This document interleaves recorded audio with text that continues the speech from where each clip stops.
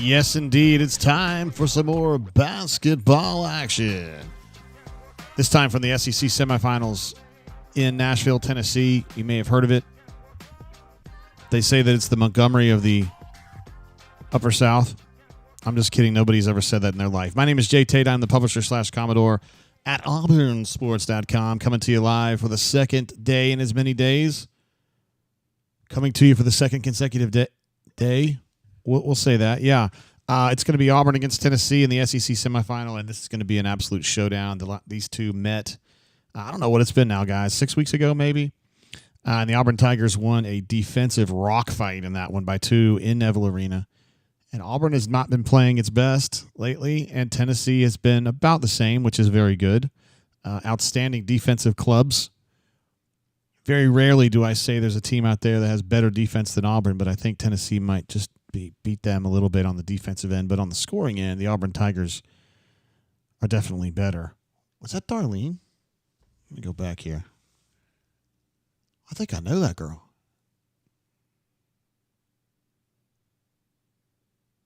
I was watching the replay of no, that's not. Of BP coming through the hotel this morning. It was pretty cool. Let me get over to our main page here where we look at the Tennessee scouting report right here, and there's a lot going on. Very, very good defense. Good offense. Very good offense. Auburn, of course, is the top-ranked offense in the country. So it's definitely going to be a showdown. Tennessee has the number one field goal defense, which is notable. That's pretty good. The number one three-point defense, although I honestly think Auburn's three-point defense, like in the last 5 games, has been the best in the country. But Tennessee's really good at that. And you can see Tennessee notably has very poor free throw defense. It's an important part of the game, guys, honestly. We got a super chat coming through from T-Park, the legend himself from the greater Atlanta area, and he's an absolute stud. Says LFGJGT. We're going to give you an applause for that. As soon as I turn my sound effects on, there it is. I'm telling you, our chat, we've been online live for like, a minute and a half, and we're already loaded with Hall of Famers in here. This is amazing. You love to see it. Stu Pup jumps in with his 700th consecutive night super chatting. I love it. Says, need this one, fam. Let's get this dub. I'm going to give you one, too. Appreciate that, Stu Pup. We got Billis and Dan Schulman are going to be calling the game for you guys. Pat 40 in your bottom left corner right there. And Henry Patton right there between those two guys. Our man from the OA News, former AuburnSports.com intern and an all-around good guy. Glad to have him here. So, again, Stu Pup and T-Park, thank you guys so much. And also, I have never done this on the show before. I'm going to go back to my main page to show you this. I've never done this before, but I've got a lucky coin that my dad gave me. He gave me this coin about 2 years ago, and he said, this is a lucky coin. Good things happen when you have possession of this coin. And there it is. It is a platinum Liberty coin. And it's like heavy, and when I'm thinking about stuff that like is important to me and I want good things to happen, I think about it and I throw it between my hands like this. It just kind of goes between my hands. So, yeah, I'd really like to see Auburn in the finals today. That means they're going to have to beat Tennessee, and to do that, I think I'm going to have the lucky coin right here. So I'm going to do that, guys. So just letting you guys know that. I don't think I've ever done that before. I'm anxious about this one, honestly. This is really good basketball. These are two really good basketball teams. This is like a Final Four caliber game, in my opinion. Auburn looks loose in the pregame in a good way. Stu Pup says, TV volume down, Commodore volume way up. That reminds me of the, like when you watch NASCAR on Fox and they do the crank it up. It's like,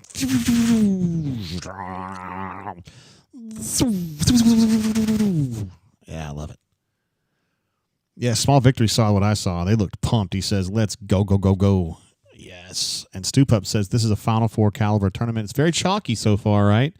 Auburn put Ole Miss away in the first game yesterday, and then after that, it was all the teams you would think would won, handily, convincingly. Although Auburn didn't win by a lot of points yesterday, Auburn was better than Ole Miss. I mean, there's not a doubt about that. So Tennessee won. Then you got Florida, and then you got in the late cap, you had Alabama really putting the screws to University of Kentucky. Ended up scoring 99 in that game, I believe. So you got the 4 best teams in the SEC are going to be duking it out here for the SEC Final Four. And these are probably 4 of the 10 best teams in the country. Maybe even like the top 8. So we'll see what happens. We also got a super chat coming across the water, so to speak, from Neil J.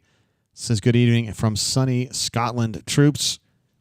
Of course, Neil is our favorite Welshman living in Scotland. And the guy's an absolute badass. He was living train spotting in real life this week. I don't want to go into any more details, but wow. He saw some stuff. Feel like a stranger coming in again as they tip off, guys. Fired up about this one. It's going to be exciting. He says, word up, much love, Drainers, Swoogans, and Tates. Let's get this W on the V's, a.k.a. the Vols, of course. I'll be mostly away due to work event. War Damn Eagle. Let's give him an applause for that. That's for Feel Like a Stranger and for Neil. Thank you, guys. We're going to miss Feel Like a Stranger in the chat, but we'll be thinking about him, and I know he's here in spirit for sure. Tennessee's first possession ended in a 3 that I felt like was too open. It was a very high-quality shot, and Chad is back in the starting lineup after being out of the starting lineup yesterday, presumably as a punitive measure, but we don't know that. BP likes to keep that kind of between him, and that's fine. Okay. First possession for Auburn goes down low to Janai, and they're going to say, hey, man, if you want to try to stop us, you better bring your heft. Trying to watch this replay of how Tennessee got this 3-pointer wide open. Chad got hung a little bit on a screen that was not necessarily meant for him, and then a little punt fake and a step aside, and he was wide open. Chaz Lanier. And Auburn is at the free throw line in the first minute. This is good. This is good. We got Rob A in the house. What's up, Rob? Good to see you. Yo, we've also got lots of legends. I know Ravin's up in here. Kanuman's up in here. Tim the Toolman is in here for sure. Ephesians, Spicy P. Small victories that I called out earlier. Janai misses his first 2 free throws of the game. That's not great. Solo Tigre is here. Grind is with his Bego. Wow, Heck House showing up here. Appreciate that, my man. Yabo, Schaefer Kia. Man, we are stacked up today. We've already got an Auburn still. I want to see Miles Kelly be an absolute attacker today is what I really want to see. I missed a retroactive splash, and that's my fault, guys. I was talking about our chat, and I get swept away sometimes. Ooh, Janai with a little dropski. That was nice, man. He said something in the game yesterday, after the game, where he was refusing, essentially, and we're happy to hear it, to do the fall away. And we were happy to hear that. And his last shot was going forward instead of falling away, and he was like, yeah, I wasn't going to do that again like I did in the Alabama game. I thought that was good to hear. Nice drive there for Tennessee. I love that Janai's learning from his mistakes, right? It's amazing. We've all been kind of watching that, hey, those fall-away jumpers for him are not great, and now he's recognizing that. That's pretty good.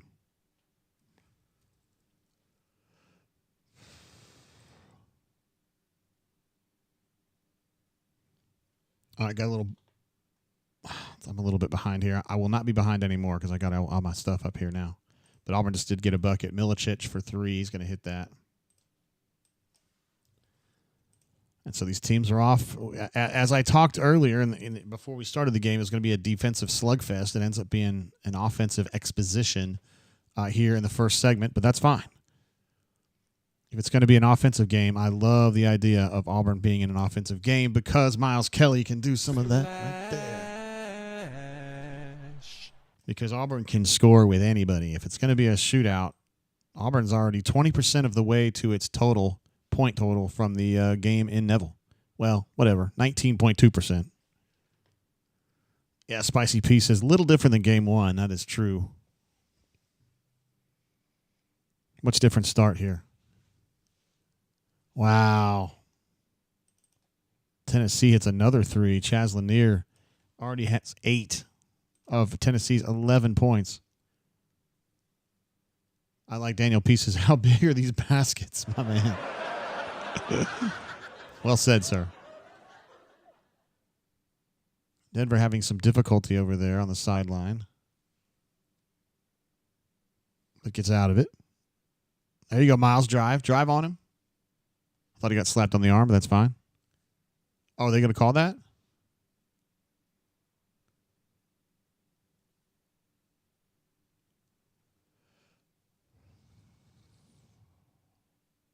Good quality shot from Miles. Another good rhythm shooter.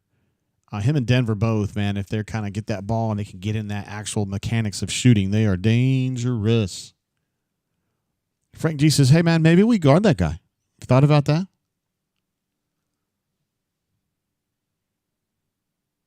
Auburn ball out of bounds underneath. You know, Auburn's really good at this. They take a lot of pride strategically in beating teams under the basket. This time they went a little bit conservative with the choice, which is not a big deal. They're only 4 minutes into the game. You already got a shift change, though, because Tahad's out there.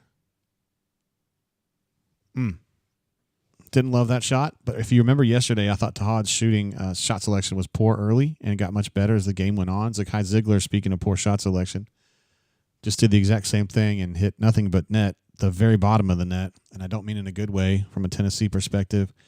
Number 34 has big-time defensive rebounds on back-to-back possessions, so Auburn's going to need to be a little bit better, I think. Maybe crashing those offensive boards and trying to steal a few extra points that way. I still think points are going to be at a premium here. Eventually. Because it's obviously, at the moment, it's a scoring fest.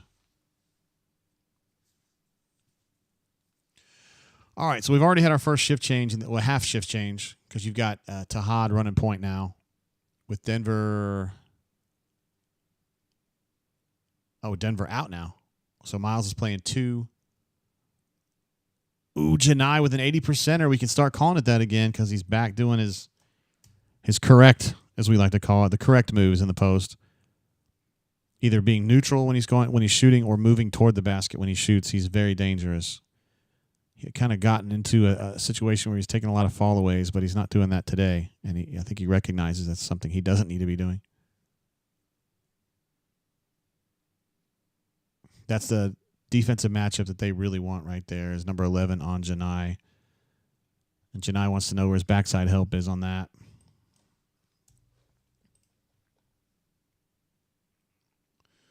Chip noting that Tahad kind of needing to warm up in this game a little bit. Some of his decisions have been questionable. Chaney going to try to back him down.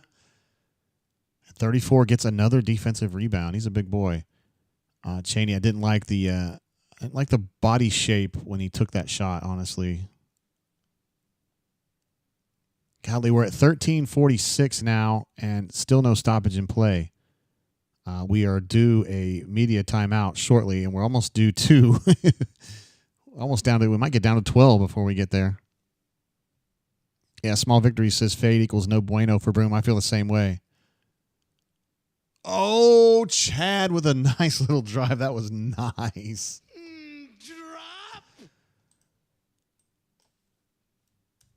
Well, it was kind of like he made himself thin, which that's really saying something for him.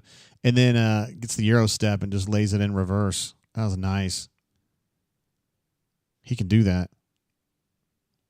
He's a creative finisher. Similar to Samir Dowdy. Zakai Ziegler from a million miles away, and he gets fouled, I guess, on the way down. Didn't love that decision by Tahad there. Daniel P. thinks that's a flop, which, of course,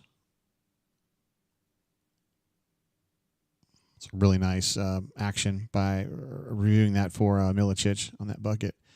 And I love the little Euro step move. Maybe we call that the Dominican step for Chad to get that 2 right there. 2 teams going back and forth. It's a slugfest. I'm going to get the hot, fresh stats up. Bego, Big fan of the hot, fresh stats. And I shall get them as quickly as I can. Reports are, I am in Montgomery, of course, at the International Brain Drain headquarters, but Stolze, who is there, says that it's pouring ass rain in Nashville right now. That front that is going to be threatening the state of Alabama and other areas this afternoon. Well, actually did some yesterday over in Arkansas, Mississippi. Will be over here today, and I guess it's working its way up toward Tennessee as well. Those of you who live in this general area, Alabama, Georgia, Tennessee, et cetera, you know that we've been warned a bunch that there's going to be some gnarly stuff coming through. So something to think about. Let's take a look at some of these early stats. The Tennessee Vols are 6 of 8 from the floor, which is quite good. I think they're happy with that. The Auburn Tigers are 6 of 10. They're happy with that. Rebounding 4-2. I'm not happy with that. If Cassidy P were here, he would be chastising the Tigers gently, of course, for getting a little bit lax on the rebounds. But to be fair, Opara is the only one getting rebounds for them, literally.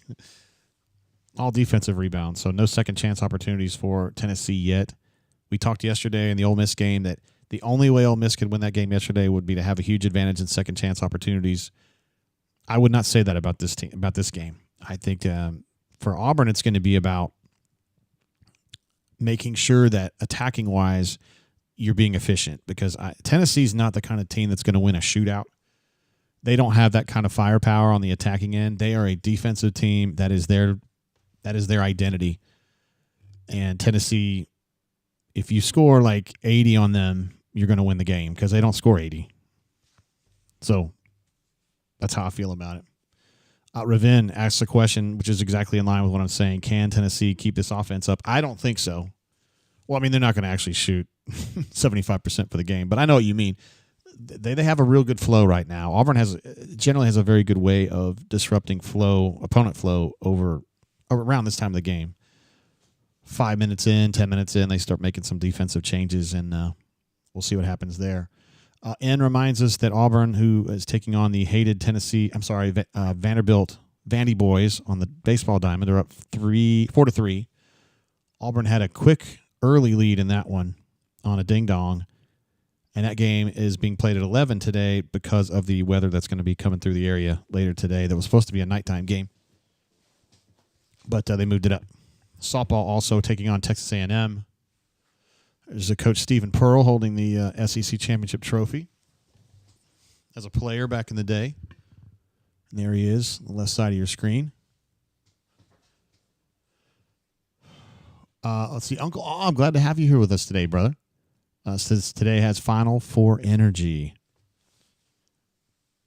It's Final Four caliber talent, by the way. I got a new bottle here that I'm going to crack open today. This is the Bardstown Bourbon Company collaborative series with the Silver Oak folks. This is finished in Silver Oak Cabernet barrels. Not sure how I feel about that because Cabernet is not something that I would normally drink. But at the same time, I trust our folks at the Bardstown Bourbon Company to put together a collaboration, a blend, so to speak, that's going to be satisfying and good. And it all really depends on if I can get the cap open here. Tennessee hits a pair of free throws.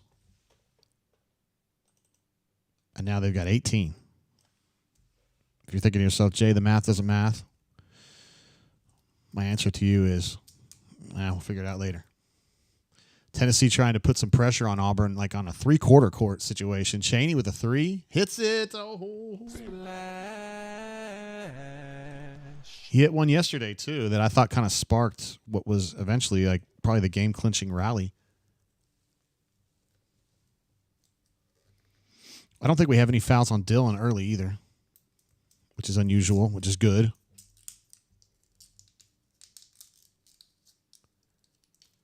Wait, this is unusual, actually, to think about it now, with Chaney and Dillon don't necessarily play together a whole lot.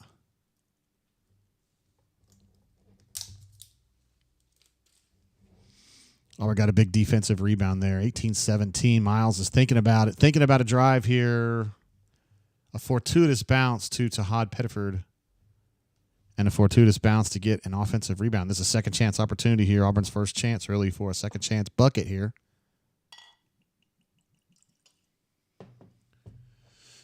Miles rolling around the screen. He thought he might have gotten fouled on that.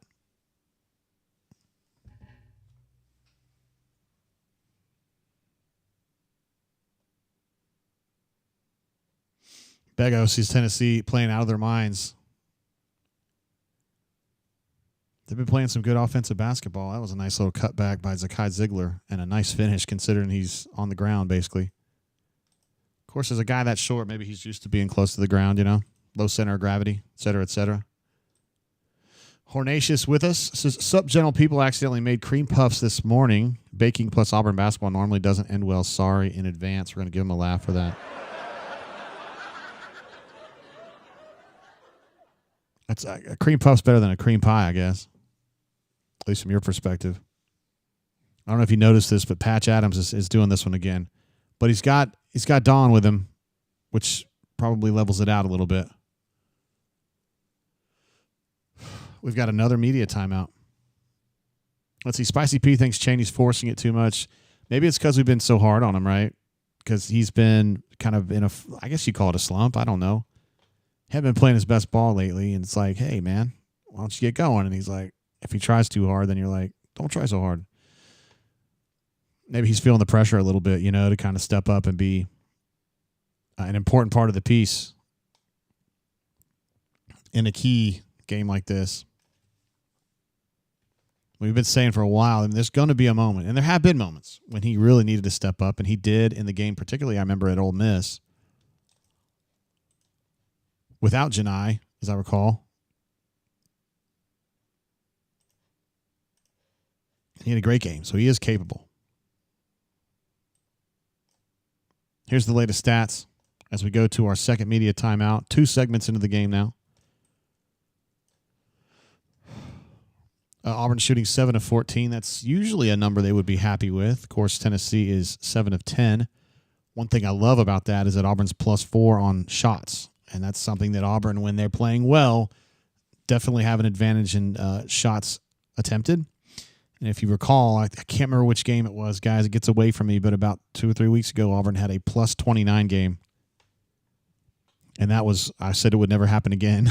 And it won't happen today, but that number still excites me in a way that I don't want to admit on the air, which I just did.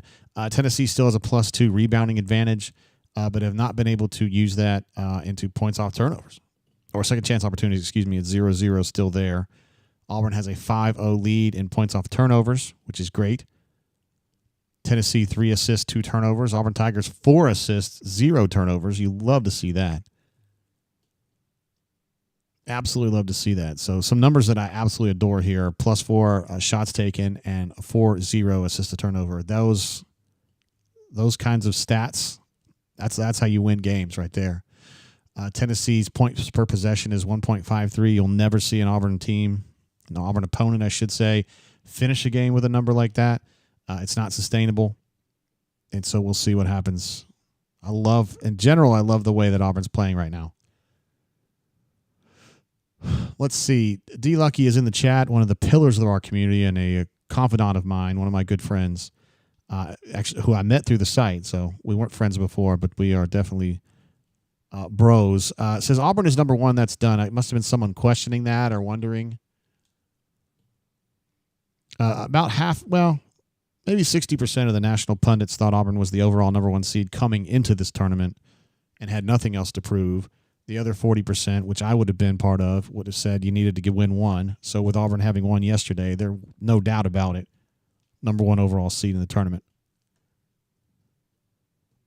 Colby asked an interesting question. Do you think winning the SEC tournament last year had an impact on our loss to Yale? So normally you'd kind of think maybe they were wore out, but look, guys, the way that the tournament's set up now, Auburn only had to win 3 instead of 4 like they used to. So 3 wins in a row, and then you've got essentially 3 or 4 off days. I just feel like these kids will be fine by then. So no, I don't think that's what it was. I think the big part of the Yale game was Chad gets ejected early, and they have a hard time getting themselves straightened out after that. He is an important auger, or what for that team. I mean, now you've got Tahad and some other guys that can do things. I mean, Miles wasn't there last year. He was such an important auger last year, and now they have more. So I think Chad was a bigger part of that, and Auburn didn't defend very well in that game. But I wouldn't blame it on what happened in Nashville, no. Very heads-up defensive play from Tahad. Eyes on the ball. We got Semo in there right now. Let's see, Neil says Bruce calling for more physicality on defense. That's the one thing that Auburn is not great at. I mean, if you look at all the various things that a championship team needs, typically you've got to have that physicality, and that's not really what Auburn is about. It's more of a finesse team, although it's not totally fair to say they're a straight finesse team. But I mean, I think they could use Simeon Bowers instead of Semo. I would personally do that. Poppy, what up, G? Says, yo, we got this, Jay. I need to know. It's still under deliberation. Let's give it a little more time.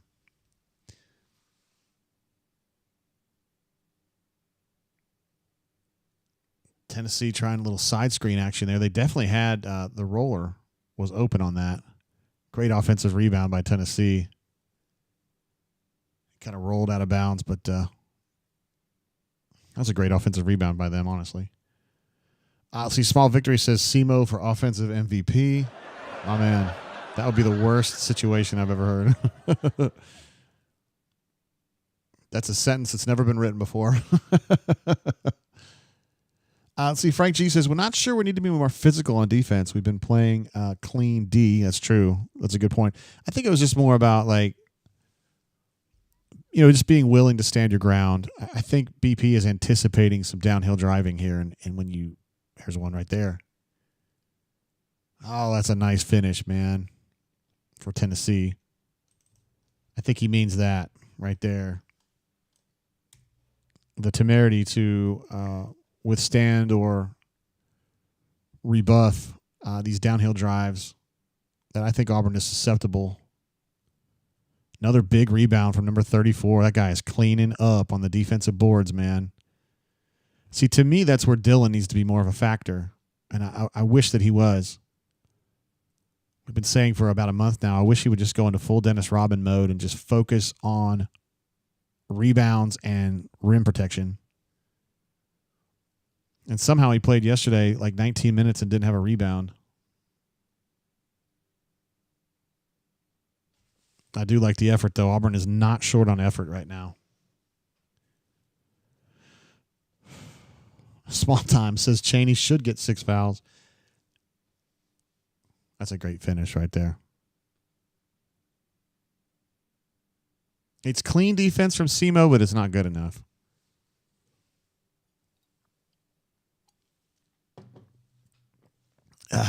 N says AU is settling for too many jump shots. That can be a problem for Auburn. Oh, Sir Turtle is in the game now. So you've got Sir Turtle playing 5 with Broom at 4, although they can kind of switch a little bit because both of those guys know ball so good. And you've got Tahad at de facto point plus Chadley at 3, and you've got Denver at shooting guard right now.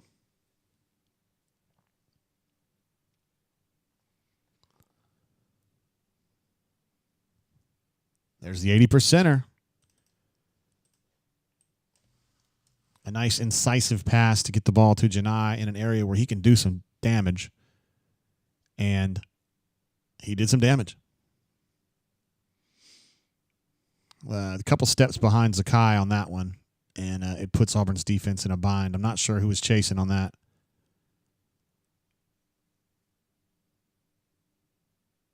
Great job by 34 to not fall for the fake.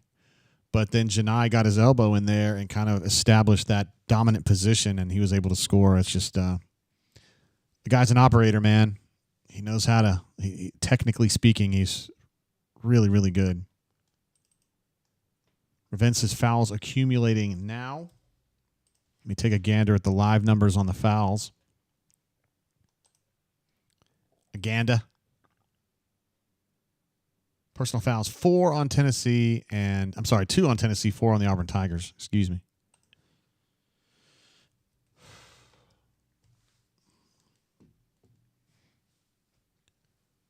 Tahad Pettiford with another semi-dubious attacking decision there. But ultimately, he's going to be bailed out because he gets a foul on number 34, which is good. We need to get him out of there. He is a menace from a defensive rebounding perspective, and I really do think he got bailed out on that one.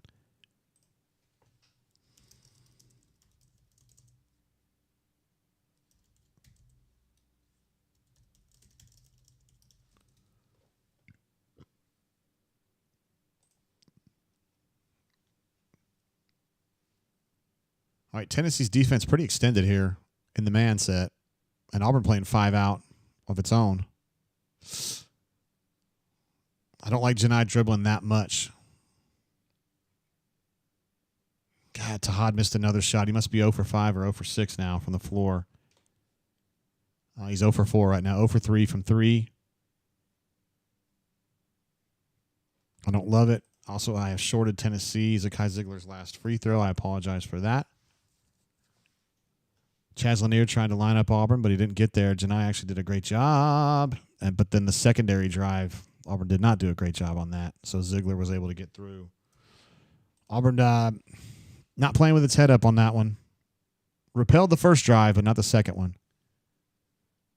You got to regroup quickly against Tennessee when Ziegler's up top. He's a good operator. Chad kind of running de facto point here. Oh, second chance opportunity. I like that from Janai right there. Kind of a circuitous drive from Chad, although he is prone to that. And Janai fought very hard to get in position there and get a second chance tip in, so that's great. Schaefer Kia says, Tahad needs to settle down. He does not seem like himself right now at all. Seems a little pushy. Trying to push himself into it a little bit. And I'm not in love with it. Legit says middle of the defense is weak. It's kind of you're right. It's more about the driving, and this is a problem that just keeps coming up since the Florida game where Auburn got pushed around pretty badly inside Neville Arena maybe a month and a half ago. But I think the word is out that if you can, you want to line up Auburn and drive them downhill out of a 5-wide set or a 5-out set. And that's what's going on right now. Spicy Pieces, we can't let 5'8 guys get layups. Fair. Completely fair criticism. And it shouldn't happen. Although Zakai Ziegler has been doing this a long time. And as Chris Beard said at his press conference today, this ain't my first rodeo. Some dumbass asked him about, what is it like for coaches like you to coach against Hall of Famers? I was like, who asked that question? Like, there's no way that's a reporter, like an actual reporter. That sounds like a blogger who has never asked questions in a press conference before. It's just disrespectful. I didn't care for it. Here's the latest stats right now. Let's see what we got. Auburn 9 of 20 from the floor. Not bad. Tennessee still 9 of 14, shooting out of its mind right now. 5 of 5 the line for Tennessee, 0 for 2 for Auburn. And, of course, that was the first possession is where Auburn had that 2-shot foul. So not doing a great job of drawing fouls right now. But, sometimes Auburn goes through periods where they do jump shooting. They go to jump shooting, and that's kind of their de facto setting. Auburn -3 on the rebounding. I don't like that at all. 5 assists and 0 turnovers I absolutely love. And I didn't note this initially. Auburn has upped its advantage in shots attempted from 4 to 6. They're now +6 in shots attempted. I absolutely love that. If Auburn can go like +15 in that stat, I would be shocked if they lost the game. But there's other things going on here. The peripheral stats that I absolutely love are all pointed toward Auburn right now. It's more shots. The rebounding margin is within reach, although I don't like the way it's going. But ball control, 5 assists, 0 turnovers, I absolutely love it. Where Tennessee has 3 assists, 2 turnovers. I like that from an Auburn perspective. So if we could just get the rebounding turned around a little bit, I don't give a shit what the score is. I like the way it's going for Auburn. Also, second chance opportunities is all square 2-2, and Auburn's still up 5-0 on points off turnovers. So in a general sense, I love the way this is going for Auburn. I know you're looking at it and saying, JG, Auburn's down 5. I know. They're not going to shoot 9 of 14 over and over and over again. And Daniel P. says we just need to start converting on the field goals attempted. Absolutely need to hit a few more. And I think they're hittable. Really, if you take aside Tahad's game so far, they're probably fine. Tahad's forced a couple, and then he's had a couple that were decent shots that just didn't go. So you got to get him on track a little bit. He's not a main primary scorer, or not usually, but you need him to be a peripheral guy, and I think he'll pick it up. He'll pick it up. I mean, Janai being 4 of 4 right now, that's, if you're a Tennessee guy, whoever the Tennessee brain drain person is like, shit, what's going on here? And Opara has been a huge factor in this game. 5 of their 9 rebounds have been him, all on the defensive end. So those are opportunities that Auburn has to keep the possession going that he is eliminating himself. So I just wish Auburn would fucking make Dylan Cardwell be that guy on Auburn's defensive end, and he can do it. He's athletic, he's tall, he's long, he can jump. Like, get him in there and do that job. If Auburn had somebody like that that could just end possessions, I think it would benefit them greatly. And as I say that, Dylan's not in there right now. Janai's going to be playing center, which is fine. Janai's a good rebounder too. I think of him more as an offensive rebounder, but let's see. Tennessee trying to go 5 wide and drive. Janai with a nice tip, had his head up on that. Pass right. God. Get it, Sir Turtle. Get it, Sir Turtle. Great save by Sir Turtle right there. It's a second chance opportunity. Miles goes by the garbage and hits one. That's my guy right there. Drop. Nice play from Miles Kelly. I love it when he attacks, man. I know that the percentages aren't great when he attacks because he gets to the hole and he doesn't finish a lot of times.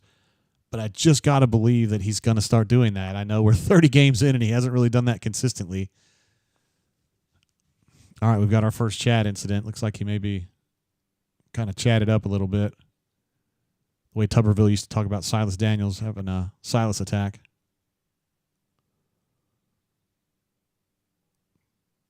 I think Chad gets credit there for setting a screen. Kind of a ground screen, a squirrel screen. Call that. So Chad might have tweaked his left ankle there just a little bit. I was talking with one of my friends from high school named Sasha about why I wish these kids would wear ankle braces. I know it makes you look nerdy or whatever, but when you roll it over and you're out, that's not cool either. Chaz Lanier gets about an 8-foot jumper and just goes whoosh, like nothing. I guess the net felt the whoosh of the ball going by. That's about it. Yabo says, I don't know how Kelly didn't dribble that off Chad's head. All right. Still staying with Stir Turtle. He got a 4-minute shift yesterday where he got like a half shift and a half shift. What? Whoa, buddy. That's probably going to be I think that's a jump ball. Very similar play to that in the Kentucky-Alabama game last night, and they called it a jump. It was just like this. So that's at least consistent. Bego, this is such an amazing question, dude. What does Dylan add if the game plan? What does he add to the game plan if he isn't getting rebounds? I that's a great question. And maybe that's part of the reason why he's not in the game right now, despite having no foul trouble. I mean, he's got to find a niche.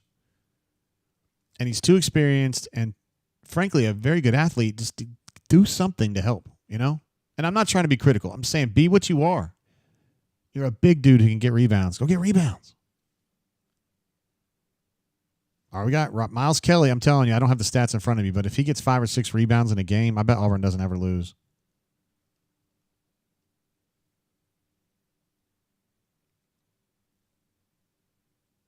Well, now we can't consistently chip. We can't complain about the foul disparity when we're already knowing that Auburn's jump shooting too much. I mean, Janai just hit one, and that was a really nice shot, and he can hit that shot, but it's a jump shot. It's never going to be a foul. A mid-range jump shot is almost never going to draw a foul. I bet it's like 1% of the time. So you can't expect a lot of fouls to be called against Tennessee if they're just guarding jump shots. Look at Turtle out there. Turtle's playing his nuts off. I thought he played great yesterday for the 4 minutes he was in there. At least you noticed him. With Chaney and Dillon, sometimes you don't even notice him in there. Not trying to be rough, though.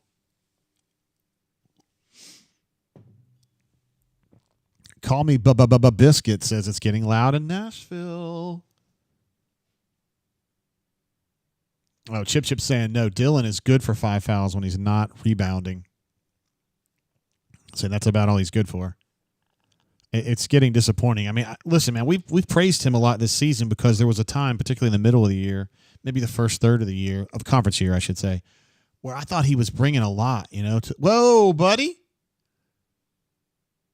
I bet Miles Kelly called him an Oompa Loompa or something like that.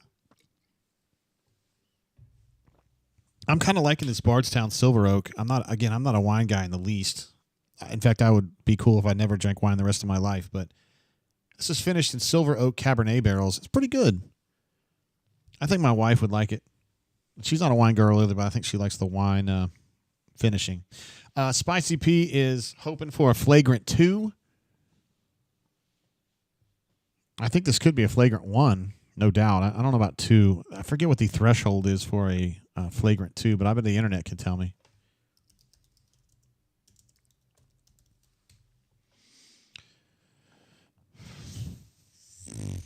Involves excessive or violent contact that could injure the fouled player. I don't know about that. Although, to be fair, Chad's, the foul that he committed and was ejected for in the Alabama games last week, was that, was he going to hurt somebody with that? I don't know about that. Yabo says if Chad had done that, that would have been a flagrant 7. First of all, he'd be in jail. Straight to jail. And Silo Tigre says, I think the threshold is it has to be committed by Chad. Let's see. And thank you for the update saying Auburn baseball is up 4-3. Of course, Auburn won yesterday in the first game of the series against the Vandy boys. And it would be absolutely seismic, in my opinion, if Auburn could get a series win out of the gate against Vanderbilt. Auburn's trying to move up from essentially the cellar of the SEC or right at the bottom group, trying to move up into the middle class. And I think you do that by winning your opening series at home against Vanderbilt. That would be a great way to get things started. Ravin asks, is there an Auburn watch party in Pensacola right now? If so, where? I believe that's Escambia County, Florida, near Cantonment and Tate High School. I don't know about that. I do know there's a Tesla service center there if you ever ended up getting that Tesla, Ravin.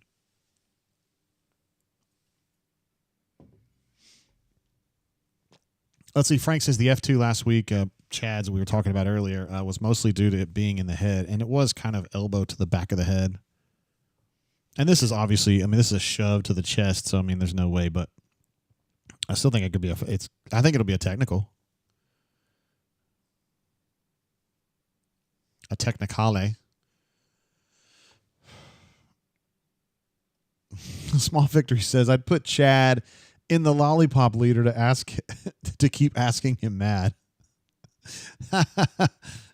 He's part of the lollipop guild. Ravin says he drove by Tate High School earlier today. My favorite high school outside of course, Haunt Hall Prep and the Ballard Bruins in Louisville, Kentucky. But whoever that was named after is good people. I know that. Spicy P says that's a double technical. How in the fuck? How is that anything on Miles Kelly?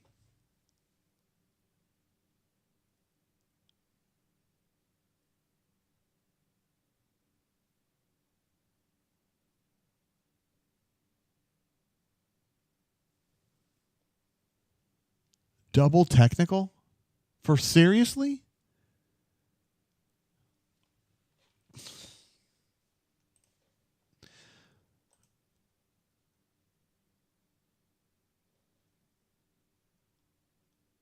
Oh my God, that's amazing.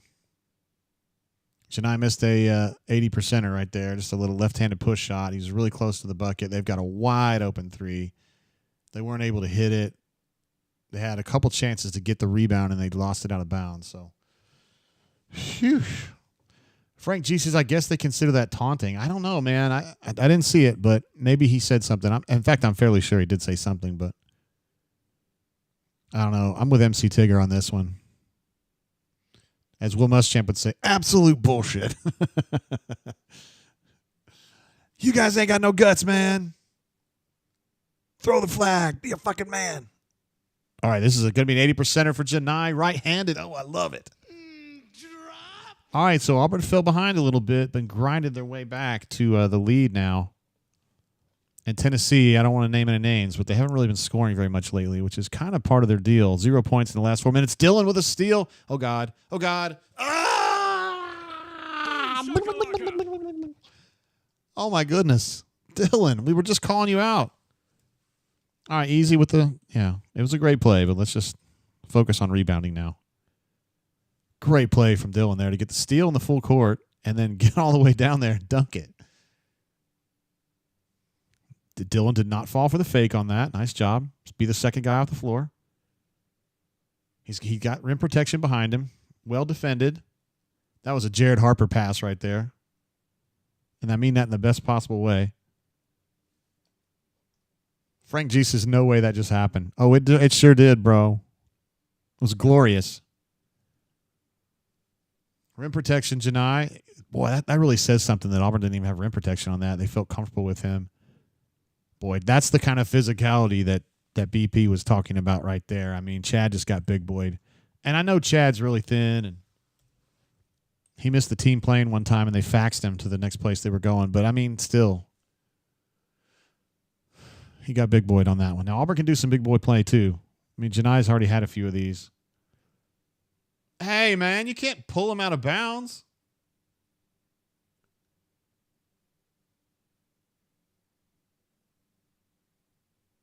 Guess he's telling him to look at that.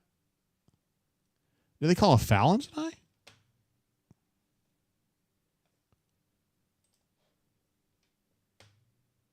They did call an offensive foul on Janai right there. What'd you think, guys?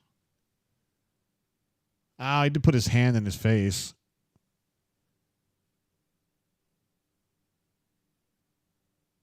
He did kind of give him the Tank Bigsby stiff arm right there, to be fair. Solo, he did kind of face mask him. Oh, it's Pat Adams. It's Pat Adams being Pat Adams.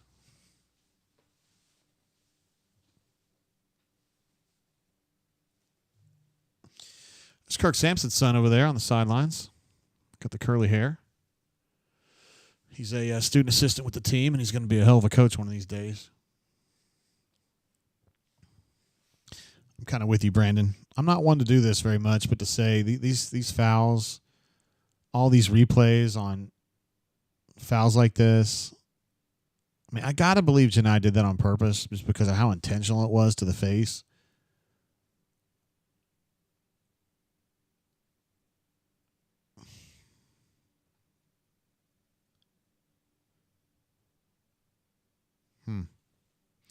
Yeah, I can't believe we're just going to have to adjudicate this for the next 2 minutes. God bless, man.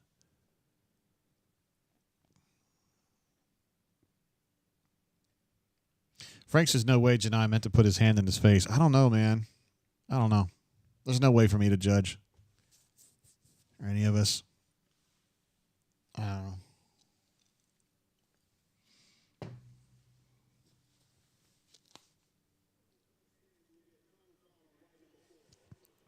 Common foul. So that's 2 on Janai. And great, he says teams beat the hell out of Janai and they call nothing. Happens all the time. And a small victory says 80s and 90s basketball was so much better. Now I agree with that. I grew up hating the Pistons, and they played some physical ass ball, didn't they? Maybe not Isaiah, but all the other guys, Ricky Mahorn and even Joe Dumars would be dirty. Lambeer, of course, the king of it. Rodman. Some physical stuff. Those guys would seriously be in jail now. I mean, Bill Lambeer, they would have sent him to Guantanamo for the shit he was pulling back in the day.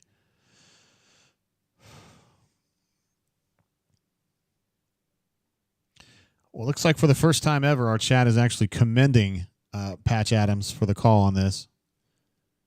And I think Janai is reasonably satisfied with the way this was adjudicated as well. I think it's a foul. It's nothing sinister.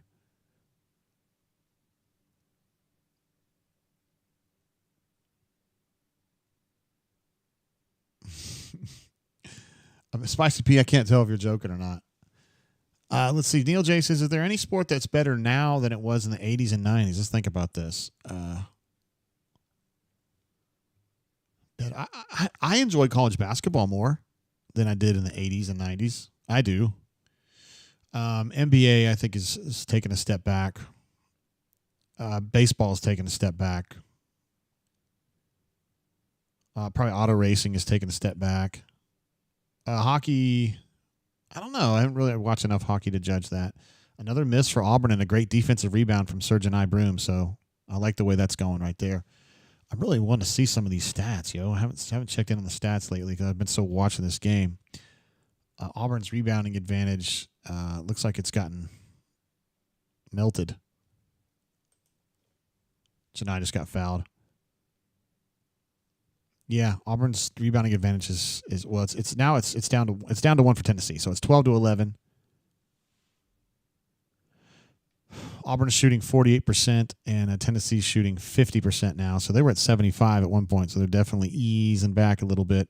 3 assists and 0 turnovers for Tennessee. 7 assists and 2 turnovers for the Auburn Tigers right now. So that's generally a good thing there. Points in the paint are dead even at 14. Points off turnovers, Auburn is up 9-0 on that stat. And second chance points is 4-4 right now. Fast break points 2-0. And who would have thought that Dylan Cardwell may be the lone fast break bucket of the half? Yeah, Schaefer Kia says golf is golf. It's not the same without Chi-Chi, in my opinion, but, you know. The characters come and go. Oh, Neil J says soccer. You know, I hadn't even thought about that. I don't know enough about it, honestly, to say just overall if it's better or worse now. But the NBA, in my opinion, is down, but I still really like it. I just absolutely love 90s NBA, though. Oh, my God. Like early 90s. Oh, nice second chance opportunity for Tennessee. So now that they're now up 6-4 in that stat. Boy, rebounding is at a premium in this game.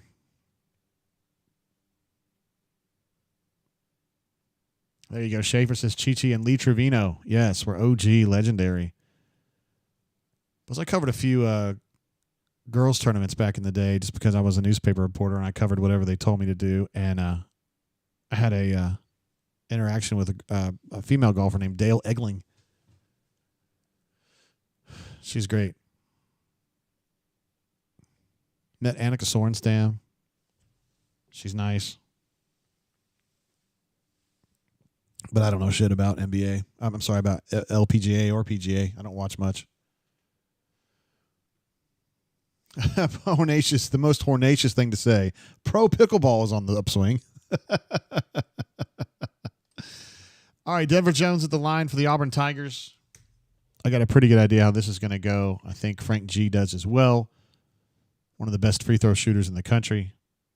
He hits his first one, and he hits the second one no problem at all. He just has that automatic mechanics. Oh, he damn near got that ball and that pass in. Now he fouled Zakai. No, dude, that's a foul, Denver. Don't. That's a foul 100% of the time.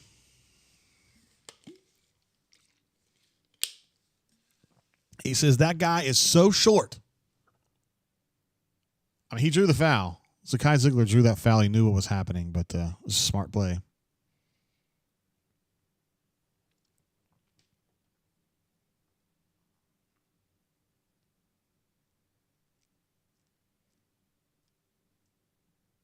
Yeah, Ephesians thinks that's dumb. I mean, it is dumb, but it's just it's a savvy play from Zakai Ziegler, who is kind of made a living, so to speak, out of being a savvy basketball player. I mean, when you're that short playing in this game, you know, you got to do little things. And he certainly knows how to do that. And I say that with respect, honestly. Schaefer just says, hurdle the midget. That was an option, yeah. Not a great defensive move. Oh, my goodness. Zakai Ziegler just stuffed Denver. I bet Zakai Ziegler doesn't have but about five blocks this season, but that's one right there. If he's blocking your shit, that means it's your telegraphing stuff.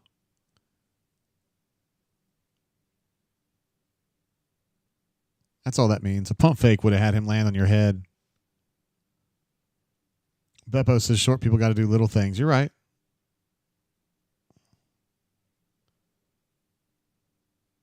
Denver trying to say he was in the act of shooting. I know. I like it. And it's going to be 1-on-1 just because of the fact that they're in the bonus. But I like Denver trying to sell that. It's an ambitious take, but I respect it. Hornacious says short people got no reason to live. That is really, really rude, Hornacious. I don't remember your wife being particularly tall. So I don't know, man.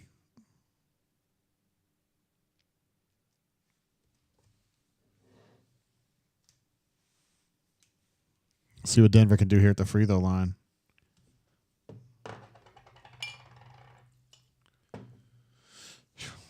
Great form. And it's like the ball goes in the exact same trajectory every single time, man. It's just like it goes right over that front lip and just splash like over and over and over and over and over again.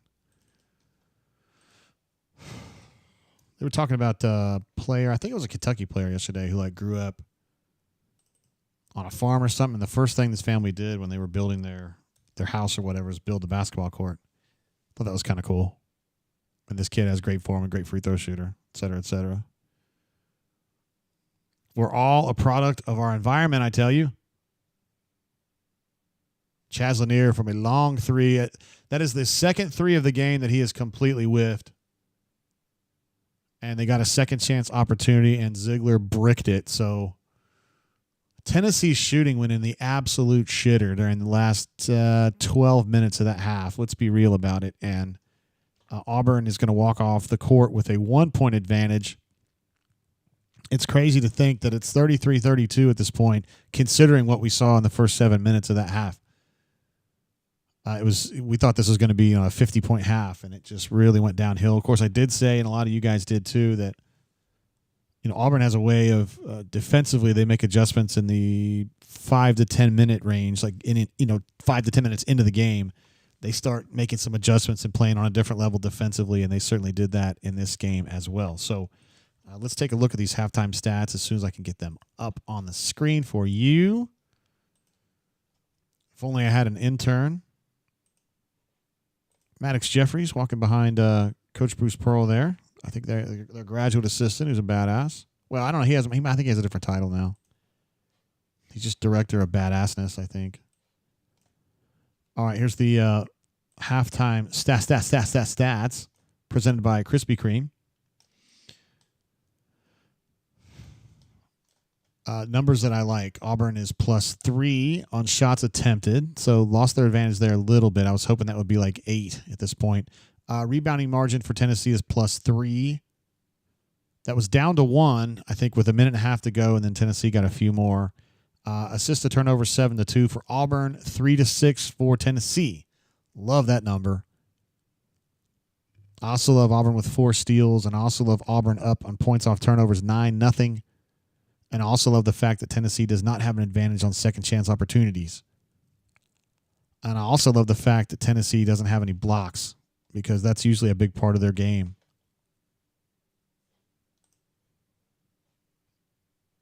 They're not getting what they want here. I mean, Tennessee's fine with being only down 1. I think they're good with that, but Tennessee typically defends the 3 very well, and they typically get a lot of blocks. In this game, they are defending the 3 fine, but no blocks. Their assist-to-turnover ratio is bad. Their shooting trends are dog shit. And if it really weren't for the free throw line, they'd be down a little bit more. And to have, getting zeros on points off turnovers and no advantage on second chance opportunities. Yeah. Solo Tigger says, Ziegler just blocked Denver's 3, LOL. JGT Terrence asks, what are the minimum educational requirements to be considered for a position of director of badassness? We'd have to ask him about it. We'd have to ask Maddox about it. He's great. I guess you got to be tall and you got to be considered a potential conciliary for BP, which maybe you and I, well, you probably more than me because I don't know if BP loves me that way, but might be able to do that job. Tim the Toolman says you'd love to see it. Tim the Toolman just loves seeing Auburn ahead. That's what he likes. He has a thirst for Auburn beating ass is what he likes.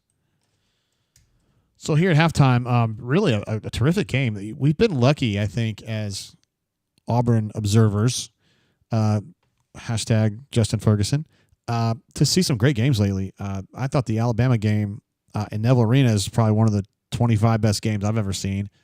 Guys, I've been covering sports since 1996, so that's a lot. And this one, that was a great half of basketball. Enjoyed the shit out of that. So I've been lucky, been seeing some good stuff. Did not like the Texas A&M game very much, but Taxman says they have a block. You're absolutely right. I know the stats don't say that, but we watched it happen. So great call on that. Good eye. Sometimes I get up here and I don't even really realize, I say things because I'm running the stream and I'm just talking and blah, blah, blah. They do have a block. Of course. Zakai Ziegler. 2 statistical anomalies in one half. Zakai Ziegler with the only block for Tennessee. And 2, 1 fast break bucket in that whole half, either for either team, and it's Dylan Cardwell leading the way, wire to wire with a dunk. Did not think that. Abby Kren, my man, who is in my neighborhood. He may not be there right now, but he usually is. I am drinking this Bardstown Silver Oak. This is finished in Silver Oak Cabernet barrels. It is, we don't have an age statement on this bad boy, but my guess is it's probably 6 to 8 years. And pick this up. Where did we get this? I think I got this in Columbus, Georgia at the bottle shop.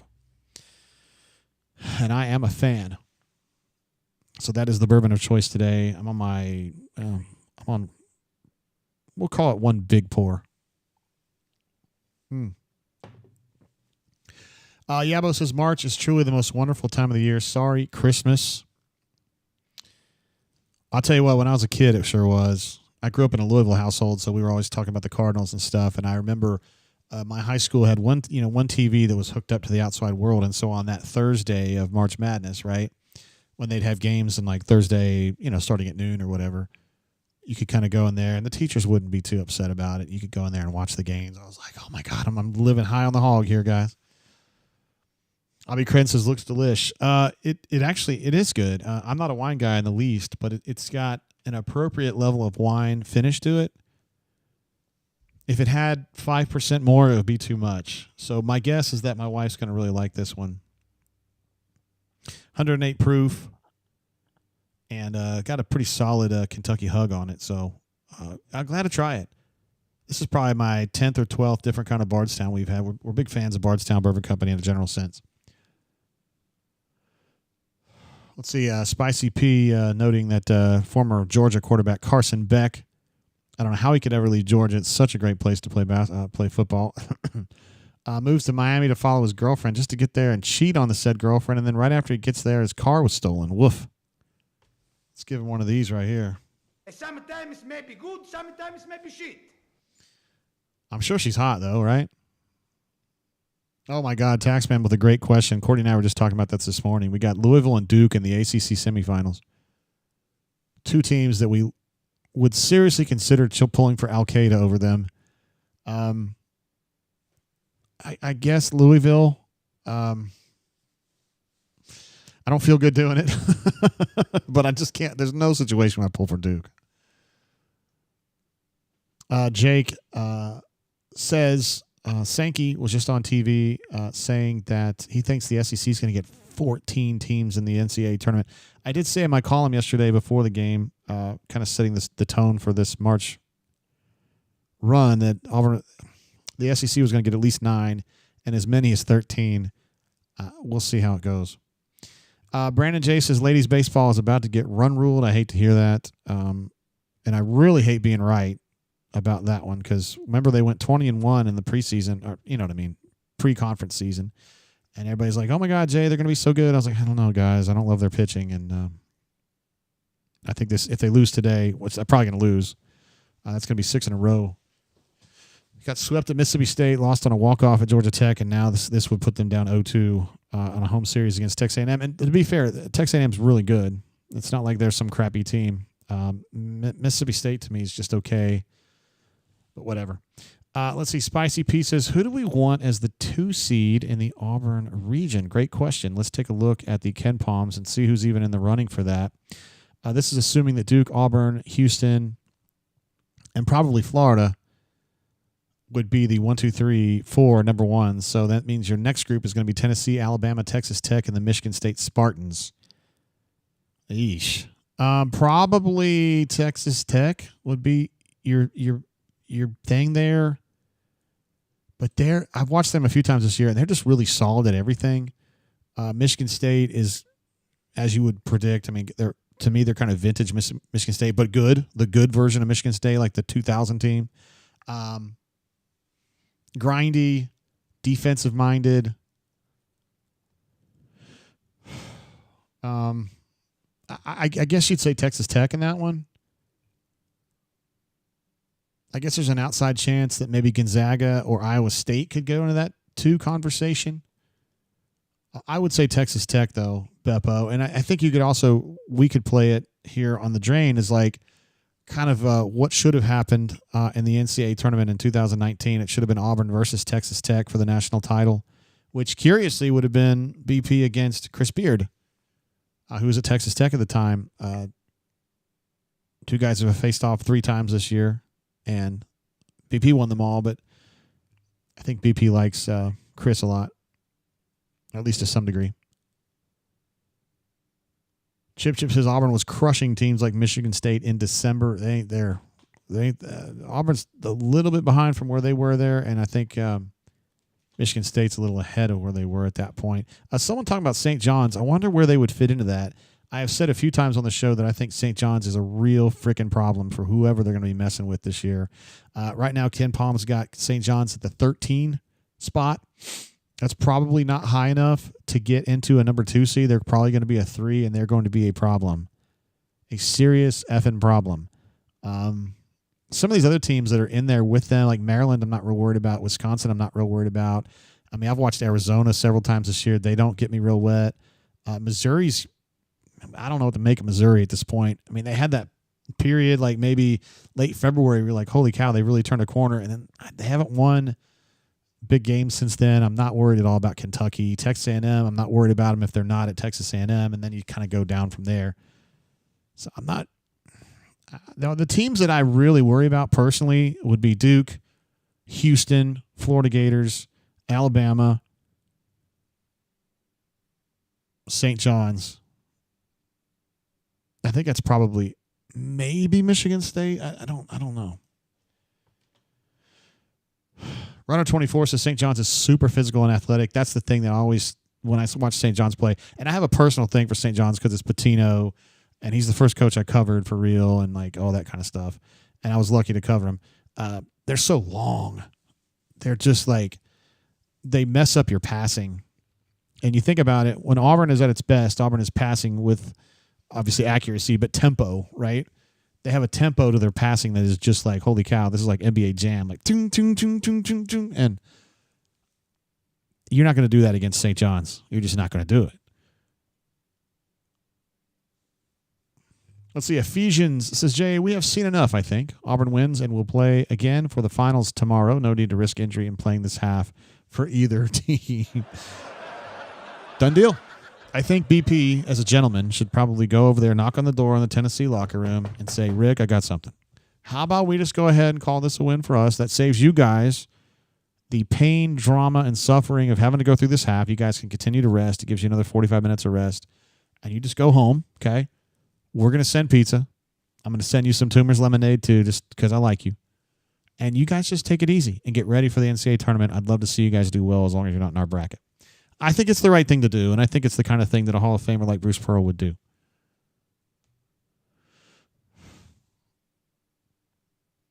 Taxman thinks Iowa State would be a nice matchup there. That was a tough game when Auburn played them. It was a long time ago, but they're a weird team too. I feel like they're better than their one-loss record because they lose these games. I don't know.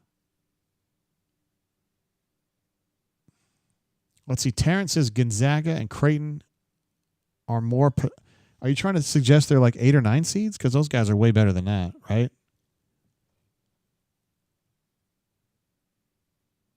Yabo says, I'm excited we'll get all these teams in. Then the SEC teams will lose in the tournament, and then 10,000 people will say the conference was overrated, so that'll be fun. So, like, he's talking about, like, let's say Texas sneaks in there. A&M loses in the first round to fucking Bryant.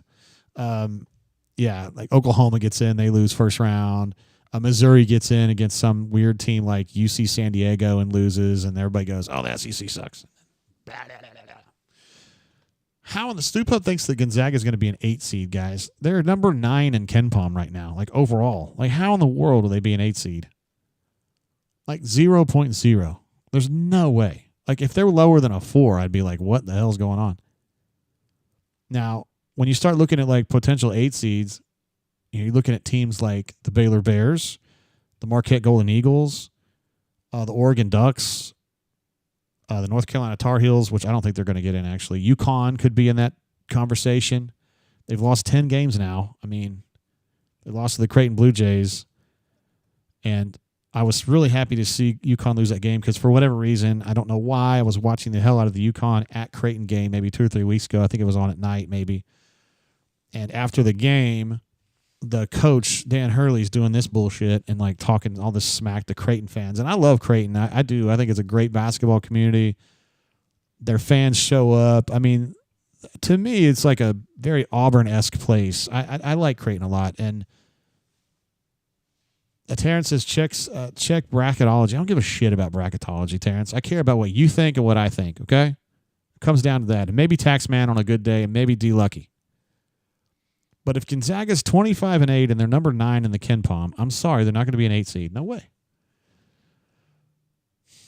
Biscuit says UNC choked so bad yesterday after an amazing comeback. I know, dude. I was watching the game and around halftime, and UNC was down 22 or 23.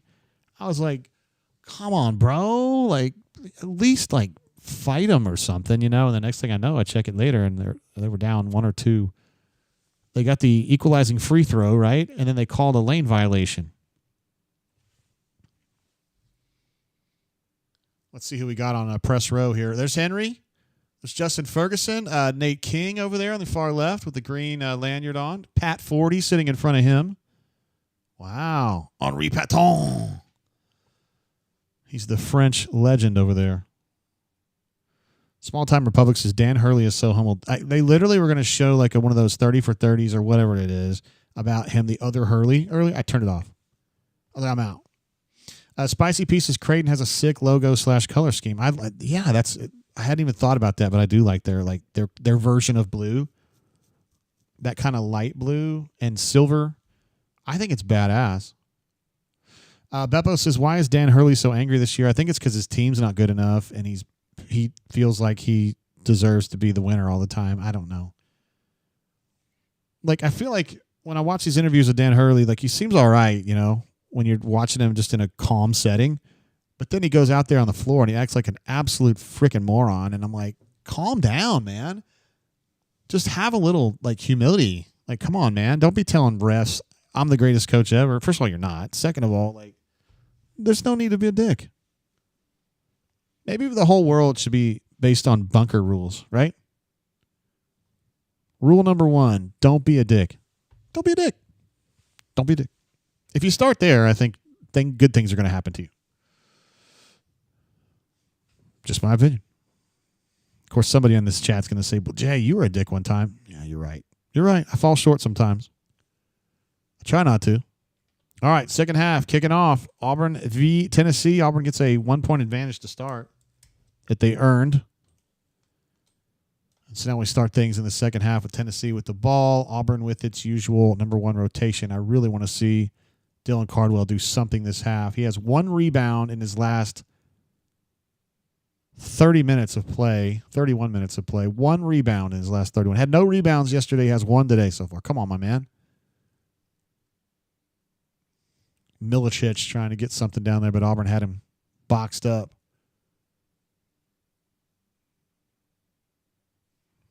I don't like that foul by Miles Kelly on Meshack.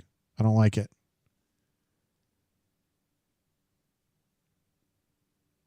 He must have fouled him because he wasn't arguing it. Terrence says, I love the false narrative that being an ultra-competitive person is an excuse for being an a-hole. I know. I felt like The Last Dance taught a generation of kids, a younger generation, that it's okay to be like Jordan was. And Jordan, I just wish he'd be a little more humble, right? I know he's a total badass. He's an assassin. He's a great player. He's the greatest player I've ever seen. I don't care if you want to say LeBron, that's fine. I respect your opinion, but I think Jordan's the best. But you don't have to be a dick all the time, right? I mean, I know Mailman was kind of a dick too, and I know Kobe was kind of a dick too, and well, like Steph doesn't have to be a dick, right? He's a badass. Probably the best shooter ever. I don't know if he's not the greatest player ever, but. All right, now Denver's fussing. Is that 3 on Denver? Yes. Okay, so Miles has picked up a third early here, and then Denver's picked up a third early here. Chaney, of course, picked up his customary 2 in the first half.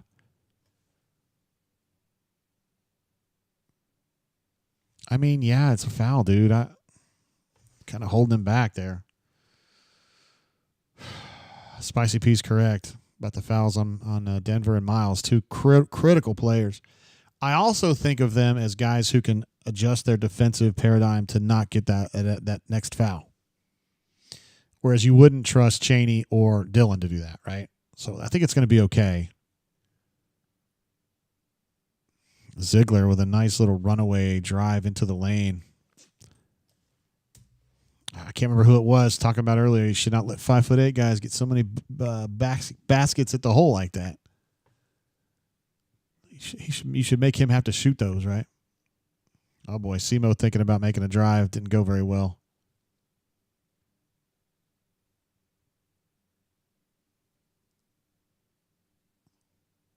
Oh, no. Too much Simo. Too much Simo. Oh, nice second chance opportunity. Dillon, that was technically a third chance opportunity for Dillon because he missed the first tip in. And Simo missed the tip in too. But Auburn stuck it back in. That's great. Ziegler with another amazing drive, man. The body control on that is just really good. He's just able to get good shots off with his body and, contorting his body in different ways. That's what makes him so valuable, I think. Because if he was just a good passer and just a good penetrator, that wouldn't be enough. Oh, get that in. Uh-oh, Chad's going to say he's got a head wound. It's just a flesh wound. A taxman just says, LOL, Simo. Come on, man. Give the guy a break. He's trying his best. UC San Diego against the Anteaters tonight for the Big West title. It's going to be a good one. I've been to UC San Diego a number of times. Janai, I like this idea. Auburn's, whoa, easy there, buddy. You're going to get a technical if you don't watch it. I can't believe Ziegler's over there pushing him like that. What are you doing, bro? You know what the story is there.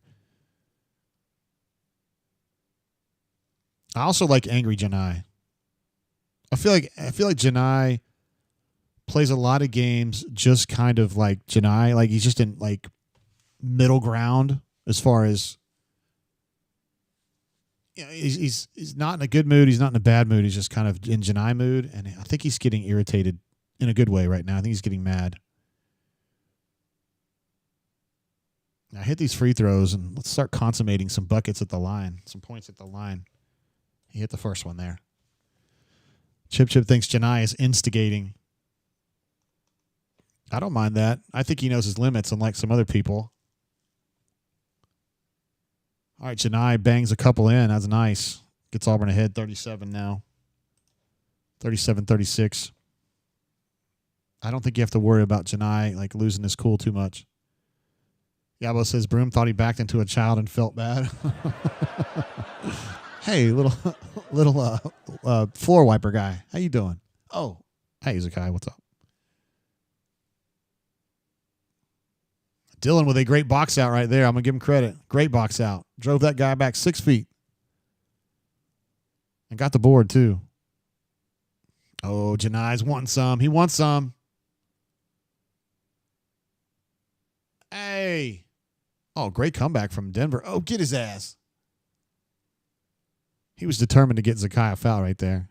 Absolutely determined. How many is that on ZZ? That's just 2 on him. Oh, they say 3 now on the ESPN broadcast. Nice. Oh, Denver, man. I love the up and up. The second pump fake got him. I'd be sure would be sweet if they could get Zakai Ziegler out of the game. I think they'd be cooked. He is so, so crucial. Auburn doesn't have a single player that's as crucial to their operation as Zakai is to theirs. This is the guy that Janai face planted earlier. Gave him the Tank Bigsby.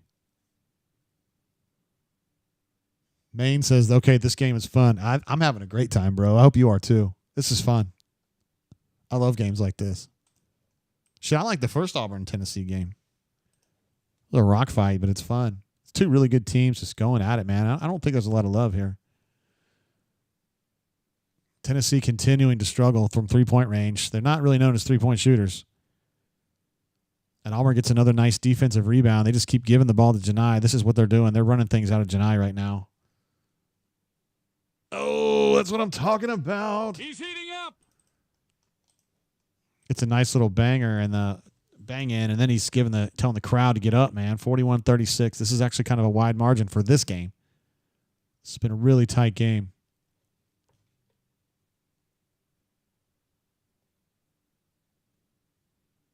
I'm trying to see what the largest lead was in this game. It was 3 points in the first half. Was the biggest lead. That's crazy.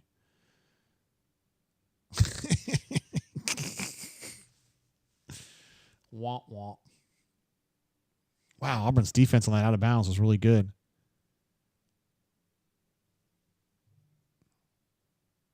Still got Simo in there right now with Chad. That's an interesting choice. It's because Miles is. Oh, no, sir. No. No, you don't.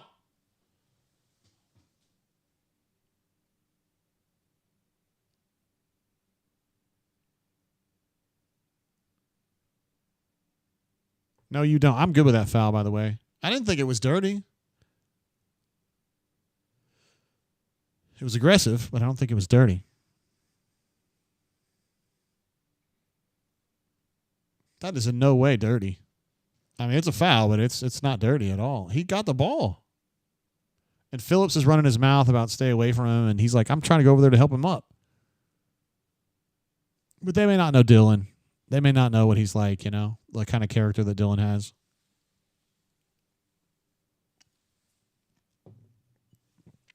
Dylan's not a mean person in the least. Yeah, but I'm with you, bro. Now, I do think he bodied him. But if you're looking at the point of attack, I think the swat itself was legal. But he bodied him badly.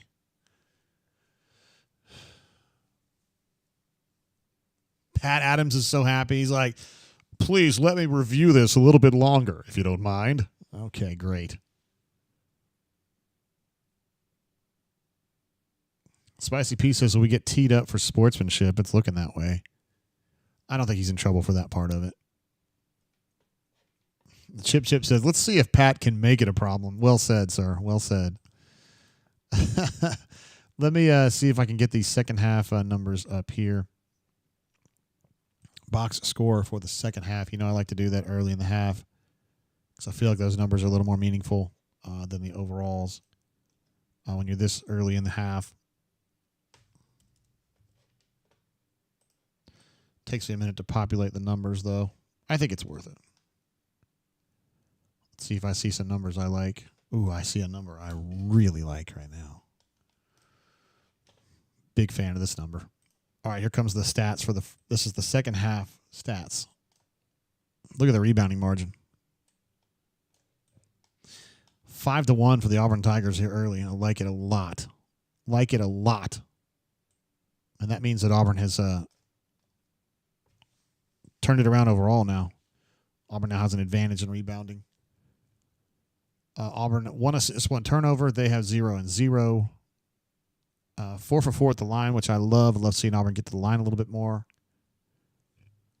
And shooting is about even. So I still want to see more shots for Auburn. I wish they could finish this half +6 or +7 in FGAs. And I wish the ball handling was a little bit better, but it's hard to fuss really this early in the half. Yes, Schaefer Kias is hot and juicy stats, my man. Let's see. Daniel says, wait, what did CBM do? And Beppo says, we rebound, we win, period. I think that's the truth. Let me see what the official stuff here is saying. I don't see anything involving Chad right now. Of course, Patch Adams is going to try to find a way to get him in trouble, but haven't figured it out yet. The last thing I'm seeing is personal foul on Cardwell and 2 free throws awarded, which is fair. Tennessee hasn't scored a single point in the last 2 minutes. And Auburn, leading into these free throws, is on a 6-0 run. Let's see. GW says, I'd rather have a colonoscopy with a treble hook scope than listen to Jay Billis speaks. Whoa, buddy. Sometimes it may be good, sometimes it may be shit. Well, that's pretty specific. I honestly don't know what a treble hook scope looks like, and I don't think I want to know. Beppo says, patch ass down. CBM is under review. Ambitious Engineer says, that's great. Best chat in the game, I'm telling you right here. D Lucky says CBM got shoved somehow. Looking at some overall numbers, yes, Auburn is now +1 in rebounding overall. And Tennessee, even to this point in the game, has 3 assists total on 13 buckets. 3 assists and 5 turnovers for Tennessee. The Auburn Tigers are 8 assists and 2 turnovers. Love the low turnovers. Oh, I love it. Auburn finished with double digits yesterday. I don't remember if it was like 13-ish, which is way too many. So what do we think about that one, guys?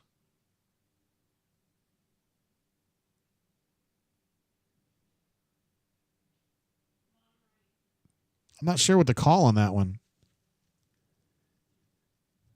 I mean, I don't think it was a moving screen. I don't know. Oh, yes. Sorry. Have you been here the whole time? I told you we were out. Oh, okay. I got you.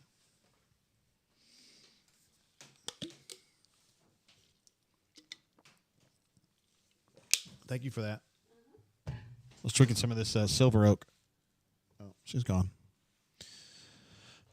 Sorry, I was looking at some stats there, and they hit their 2 free throws. So 38 points now for the Tennessee Vols.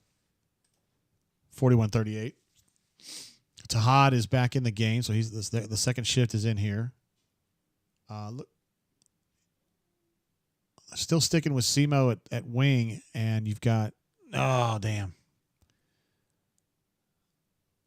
Oh, what a that was a nice stuff by Janai. A very patient play by Janai at the rim there. I say this many times, but I still feel this way about it. I feel like Auburn's transition defense, where they get the ball from behind, they're so good at that. And I know it's a foul like half the time, but it's still a lot of buckets that get taken off the board that I think against a lot of other teams that would be a bucket, you know?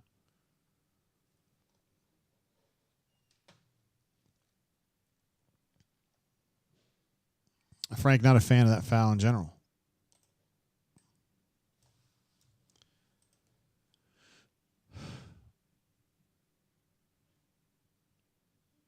All right, Tennessee has been good at the line for this game.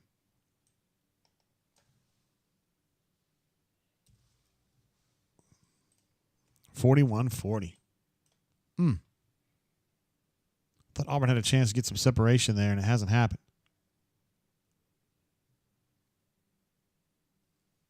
They've got a foul away from the ball. I guess it was Semo trying to get away, and it was somebody chasing, I guess. Yeah, that's something that Semo can be good for right there. Frank G would like to see some better offense with the hot in the game. He needs to use that speed, right, to kind of create some, like a 1 or 2 step advantage on a drive and then do some damage. That's what he's good at. Janai just got pushed really bad by 34, and the ball goes way short because he's getting pushed. No call on that.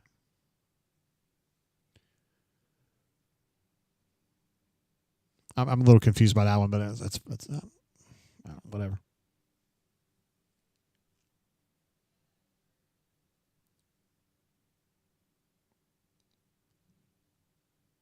That's a travel right there. He just hop stepped on his plant foot.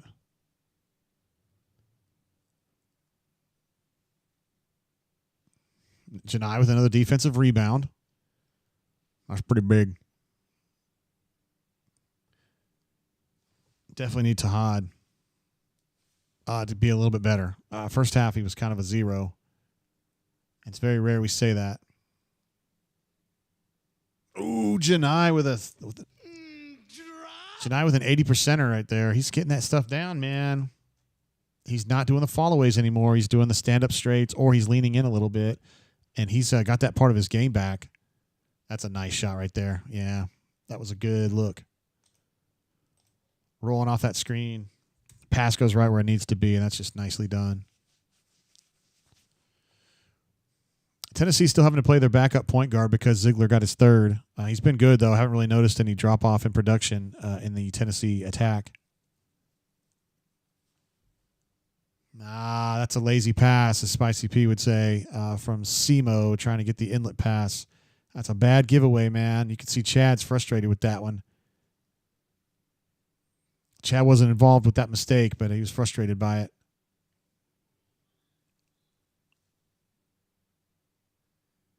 Boy, they really are. They're good at getting Dillon on the point guard. They find a way to get those switches.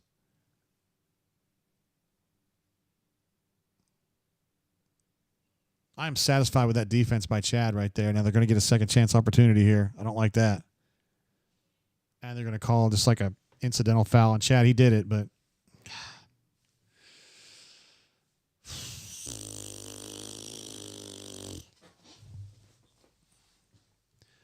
it's just nerve-wracking, man. Okay, Zakai Ziegler's checking back in.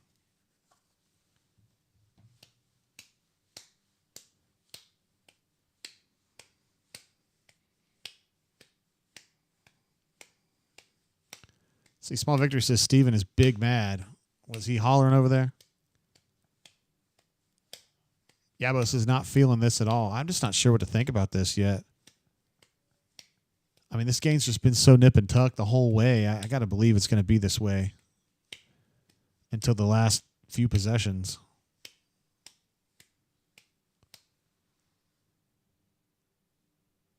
Simo with a silly foul there. Not worried about him picking up fouls, but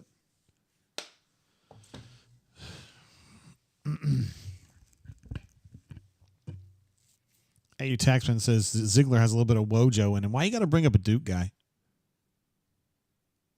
By the way, I got to listen to Wojo cry, like actually cry. It was wonderful. He was crying because he lost to Kentucky in the 1998 South Region Finals in St. Petersburg, and he was sitting waiting to go on the interview stage, and he was crying. I can't believe we lost. And Trajan Langdon was having to hug him up, and I was like, you guys are babies. Baby. It's like, are you guys lovers? You look like it. Got him. Anyway, I mean, it was nice, I guess. You know, your teammate ought to pick you up, but maybe you shouldn't slap the floor in front of Wayne Turner and then cry when you lose. I don't know. That's just me, though. Oh, yes. Guess who just got a lane violation and a free throw taken off the board? That would be your team, little boy. Or girl. Sorry. Yep. Calling a lane violation. Sucks to be you, Opara. Sorry.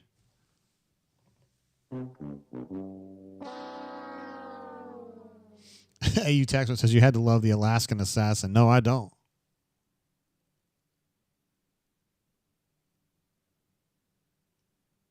Janai just goes, look at this. Solo Tigre, is Langdon the best Alaskan basketball player ever? Carlos Boozer is Alaskan, isn't he? I think he's better, even though he's also a Dookie.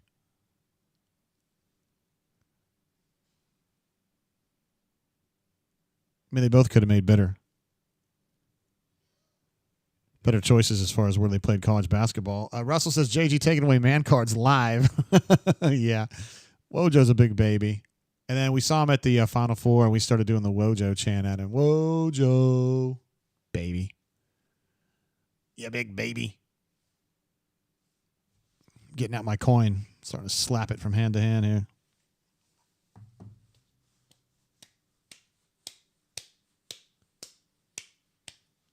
Still a lot of Kentucky fans in attendance today. Miles with a long three. Oh, Miles. Goodness gracious. I could see for miles and miles. A little bit of who there for you youngs. 46-45 Auburn Tigers. After that Miles Kelly long range shot right there.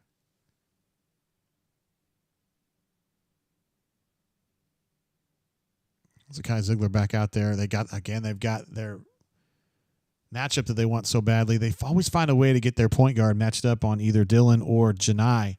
It's a tough defensive ask. It's one that BP is comfortable with those guys handling, but it's still, I think, to Tennessee's advantage.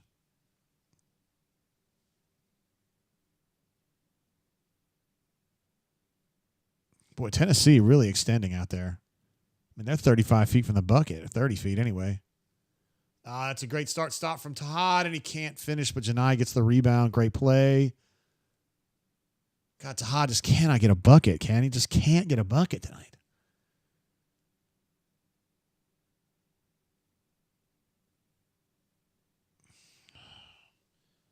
Janai got poked and lost the ball, and Tahad basically just had to foul him to keep it from a 3-on-1 or 3-on-none.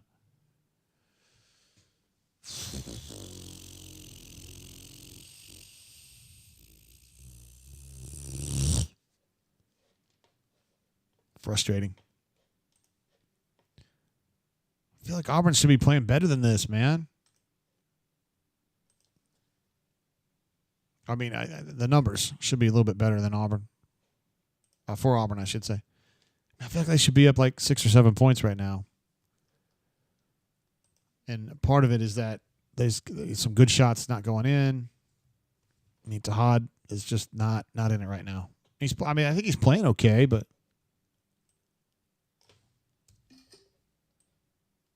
he's not getting the ball in the basket. We could really use that. All right, here's the stats right here. We'll probably go back to full game stats after this one, but this is just for the half. Dead even, 13 points apiece. The Auburn Tigers 4 of 10 from the floor. They're 3 of 9. So these shooting statistics are in line with what we've been seeing the last probably 20 to 25 minutes of game time, which is these teams started off hot, and it's been a grind ever since. I do like the fact that Auburn's 4 of 4 at the line. They're 6 of 8 already. That's a lot of free throws, but they drive more than Auburn. Auburn's got a nice, tasty rebound advantage here, 9-3, including 4 offensive rebounds. Second chance opportunities, Auburn is up 3 points in that area. Points off turnovers. Now, Auburn was dominating in that statistical marker earlier. Now it's 6-0 the other way. This half for Tennessee, Auburn's had a few costly turnovers that have resulted in fast break opportunities for Tennessee that have been stopped at the rim a couple times, but it's too advantageous for Tennessee right now.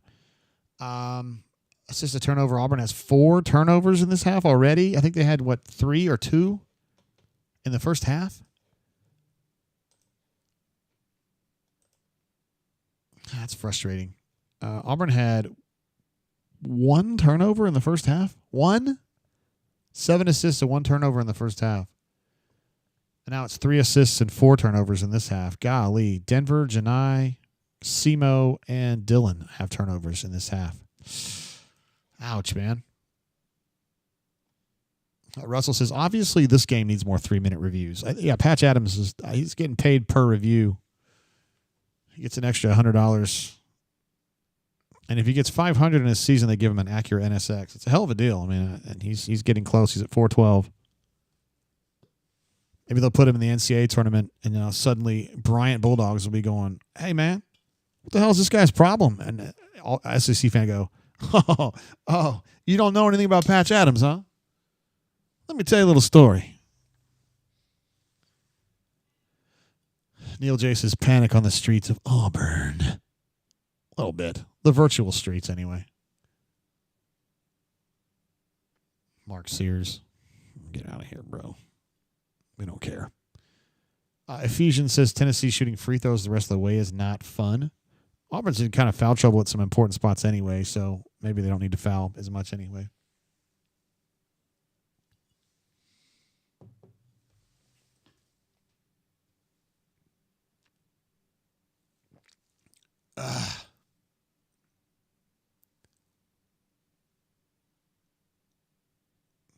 Yeah, Janai didn't know that he was going to be cut right there. Actually, great foul by Tahad because they weren't going to have any coverage on that drive.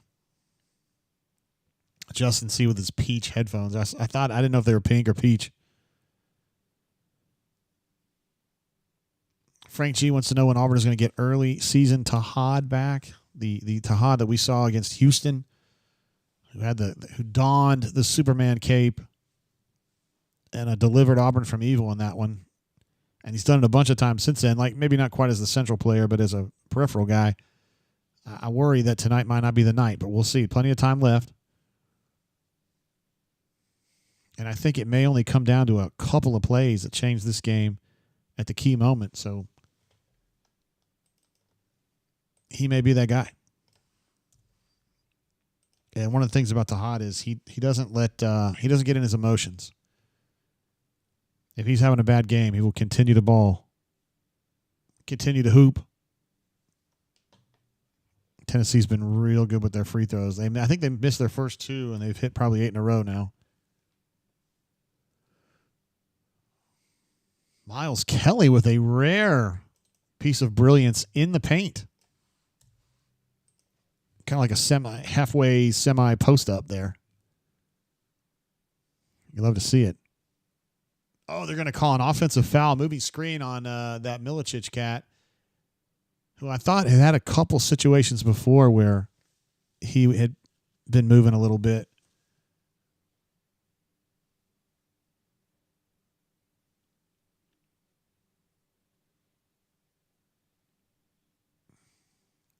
No, that's not really a moving screen. That's just a foul. It's just a common foul, I guess.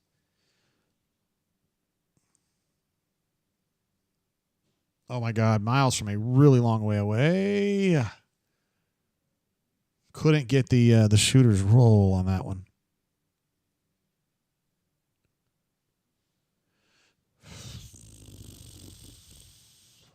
Frank G says that's 4 on Milicic.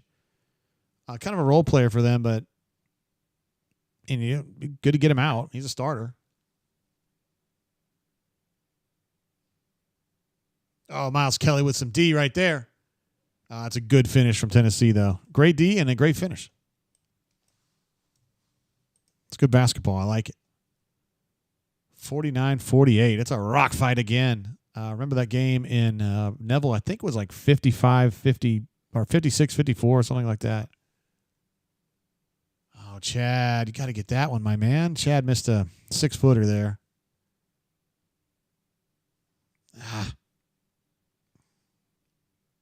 Small Time says we've got to get Denver back in the game.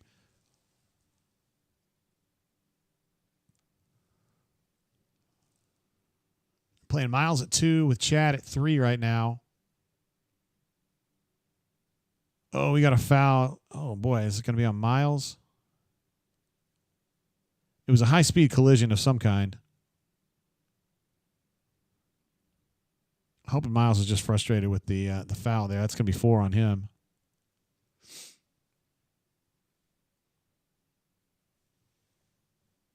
Yeah, Spicy P says 4 on Miles. Not good. 10 minutes to go.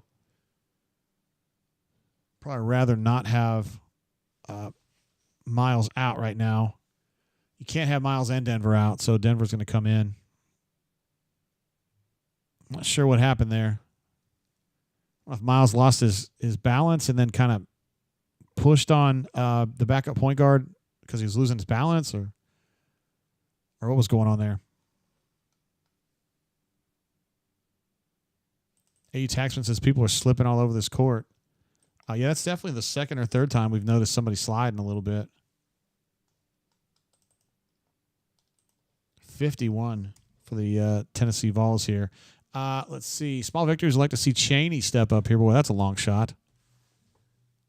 I'd like to see it too, but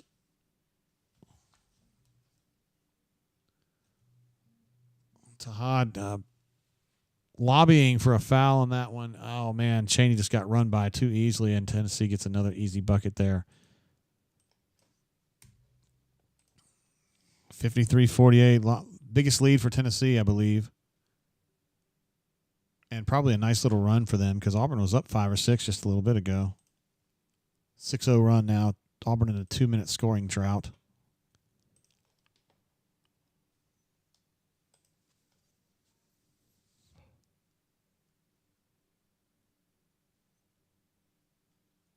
Oh, geez. Denver, I thought he was going to get a nice look at the bucket, and he got a backside swat. Sakai Ziegler from 3 had a good look. Got his own rebound, which is inexcusable. It's a long defensive possession for Auburn right here. This is the kind of possession that could take a lot out of you at this point in the game. And Auburn's rebounding advantage is starting to slip a little bit here. Great defense from Chaney to challenge that shot. He didn't actually get his hand on it, but the guy knew it was there. Tahad going to try it again. Going to miss again. Damn, Tahad's got to be 0 for 8 now or something like that. Yeah, he's 0 for 8, 0 for 5. Stoop up thinking that Auburn needs a timeout here. I think BP's probably looking at the media timeout at 8:38, thinking I've only got to hang in there 30 more minutes, or 30 more seconds, excuse me. 55-48. I still don't think he's going to call it. It would be out of character for him to call one here, and he did. Okay, he did anyway. With 17 seconds to go before the media timeout, I think he's worried that you could lose it here. This is a game where 5 points is a big margin, and you're down right now 7. Tim the Toolman Taylor says, sure could use JPP in times like this. What? Damn.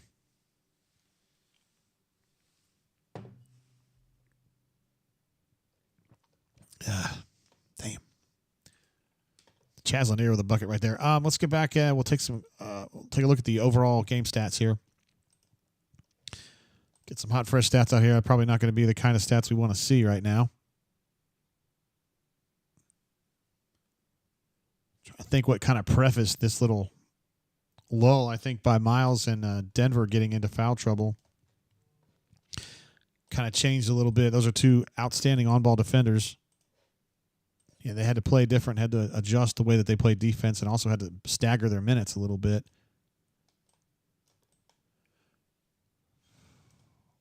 Rebounding, Tennessee is now back ahead, +2. Auburn is still maintains its slight edge in FGAs, +5.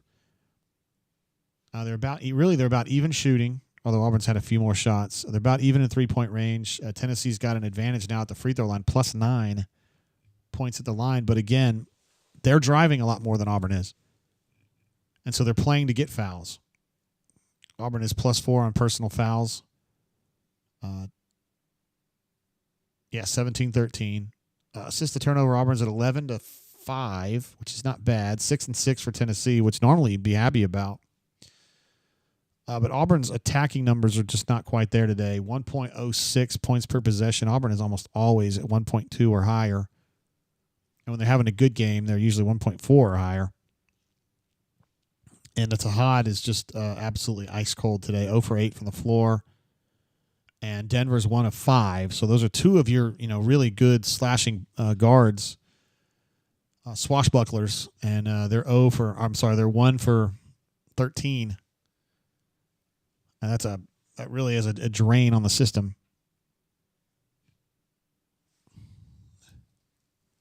Boy, Legit says he thinks this game might be over. Are you just trying to reverse jinx it, or what are you trying to do there? This is an enormous amount of time left. Interesting to see Auburn almost always wins the bench points battle, and they're down 17-3 in that measure. Second chance, 11-8 Auburn. Points off turnovers, 9-8 Auburn. I mean, some of the numbers still look really good. I mean, this is for the whole game, though. But +5 field goal attempts, I like that. Rebounding is only -2. I like that. I mean, I'd rather Auburn be up 2, but you know what I mean. It's close. I think the ball handling's been good, although it's been weighted. I mean, they had 1 turnover in the first half. They've had 4 in this half already. Tennessee's ball handling has been just okay. They've been doing a lot of solo baskets, but they've been scoring. You know, at this juncture of the game with about 8 minutes to go, you feel like if you've got Tennessee at 55, they're about where you would expect them to be. I would expect Tennessee coming into this game to score 70-ish points.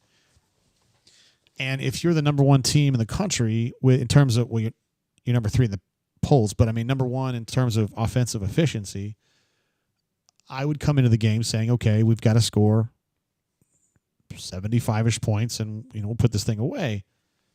Auburn at 48, slowed down significantly by difficult shooting from the guards. But there is still time for somebody to step up and be big here. Oh, my God, an ambitious attempt at an alley-oop right there by Dillon. Co-authored by Denver Jones. Unfortunately, Dillon is a very poor free throw shooter. Chip thinks Auburn is finding a way to lose. Should easily have a 10-point lead. I agree with that. Yeah, like 6 to 10 points. Yeah.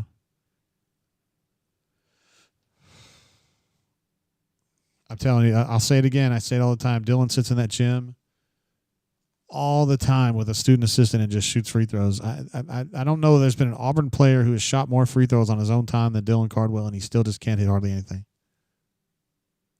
Got the second one, though, so that's good. 49 points for the Auburn Tigers now.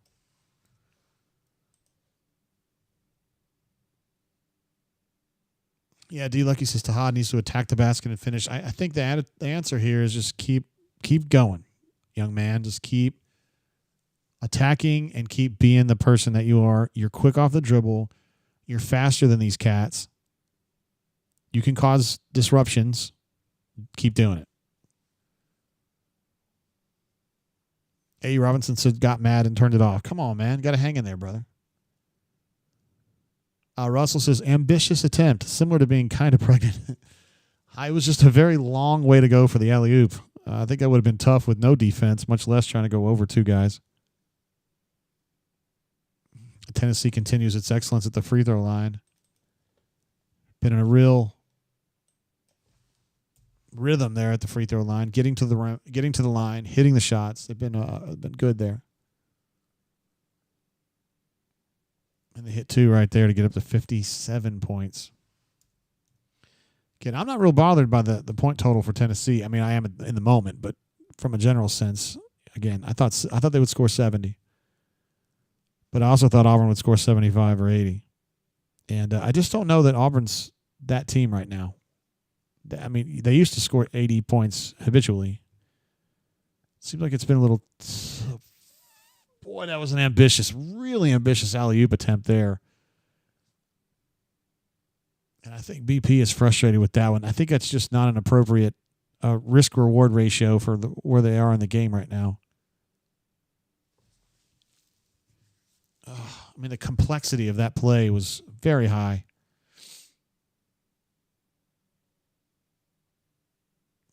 Auburn playing that high screen really, really well. And Zakai hit a 3. The defense was good on that. But Zakai was definitely up to the task. 60-49 in a game where really a 5 or 6 point margin was big. They've now got an 11-point margin, and Auburn's just really in neutral on the attacking end. Now they're going to double team Janai with that kind of like that hedging that back, rolling off that back screen to try to get him on the backside.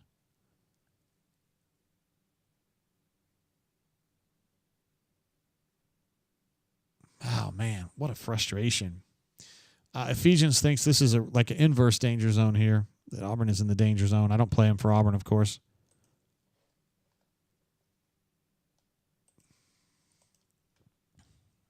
Still don't know what to think about this game. I mean, Tennessee obviously playing better than Auburn at this point. in the last 7 or 8 minutes has been pretty serious. They've had a pretty big advantage here in the last little bit here. And I think it's really, Auburn's defense is back to kind of playing at a normal level, like just okay. And then the attacking end is just not working out right now. I can't really put it any that's just the way it is. And Auburn, again, number 1 most efficient offense in the country. You don't really expect to have Auburn have this particular problem.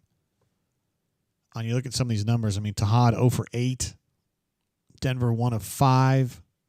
Chad Bacon Lasagna is really not a factor either, 2 of 6. That's not necessarily the worst percentage ever, but if you're getting nothing from Tahad and Denver's not really there, somebody's got to score points. And Chad's gonna have to be a major contributor, and he hasn't been doing that. Miles has been okay, and then Janai's been really good, but here lately they've been just kind of doubling them up and using that little backside, kind of like a robber concept in football. Chip says this team is a shell of what it was a few weeks back. I'm not sure about that. That's a little harsh, but it is a little bit all over the place. The Alabama game, they lose that game because they give up 90-something points at home. You don't expect to do that. The game yesterday was just a grind. Although, you can chalk that up and say, hey, man, that's the 3rd time you played Ole Miss. Chris Beard's a damn good coach. It's hard to beat people 3 times in a row. Ask Duke about beating North Carolina last night, which is by the slimmest of margins. All fair points, but it's tempting to think that the offense is really something's not working right there. CDF hitting us from the West Coast, my man, says just laid down. Jabba, going to Jabba in March. I hate to say that CDF is right, but I don't like the way this is going at all. They certainly didn't do this last March in the SEC tournament anyway because they ran the table in that one. But, I don't like the way this is going at all. And it's just happened in the last, 6 minutes. It's been pretty quick. A quick developing moment of despair there.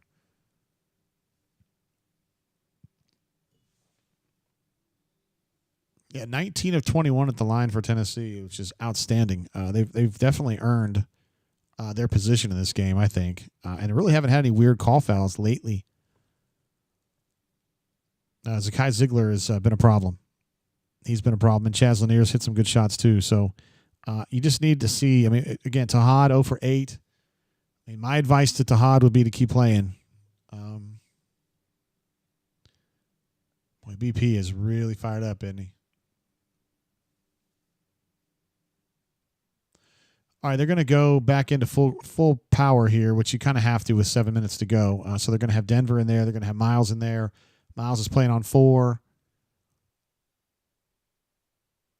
That means no Tahad. Dylan's still in there.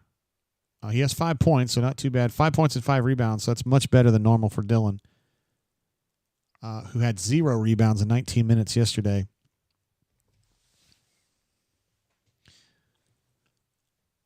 I don't know what D-Lucky's saying. I smell what? Janai picking it up a little bit at the free throw line.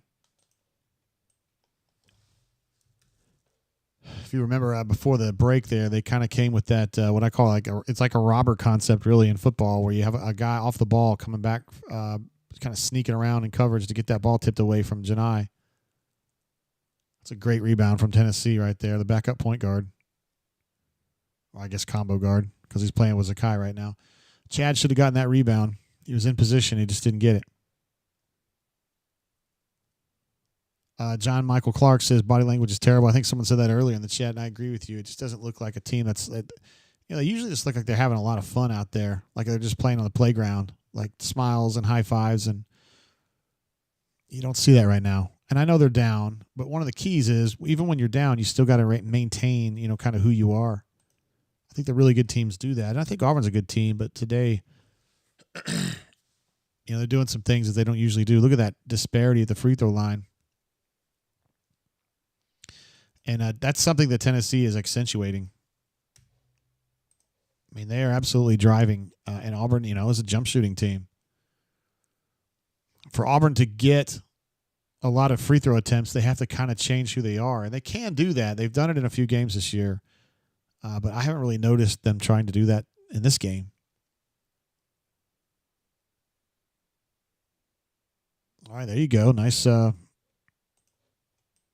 look, I guess, from Janai, and good positioning from Dylan to get one underneath the bucket there. 7 points for Dylan now, which is that's a lot of points for him. And he usually gets, a couple dunks per game. That's about it. Look at Auburn fighting through these screens, man. There's no lack of – there's no passivity on defense for Auburn right now. There could be fouls, but there's no lack of passivity. Is that going to be 4 on Chad Bacon Lasagna?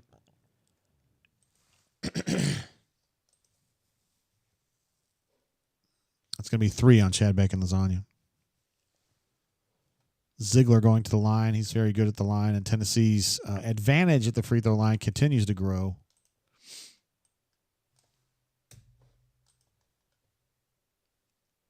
Spicy P thinks this game is over.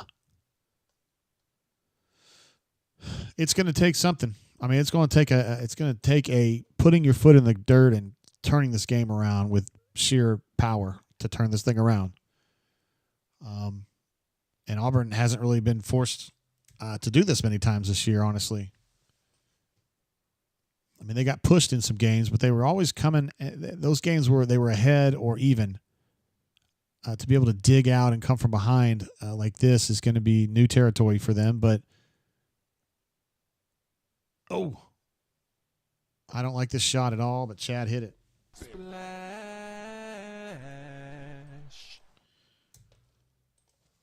55-64. Still got 5.5 minutes to go.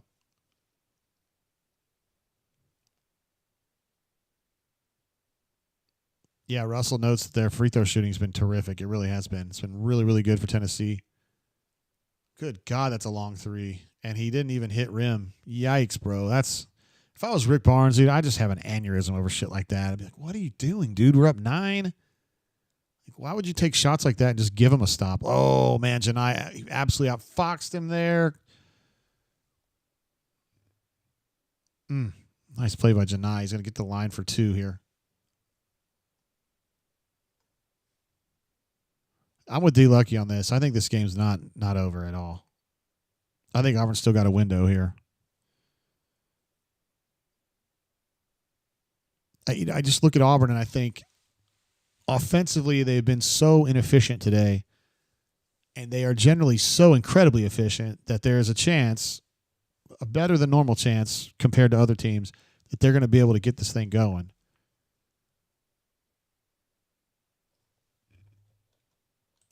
And Janai cuts it down to 8. With an opportunity here to get it down to 7. I saw where Okpara has 4 fouls now. I think obviously Ziegler and Chaz Lanier are more important to Tennessee's operation, but I think Auburn would really like to get him out of the game. Okpara has been a defensive rebounding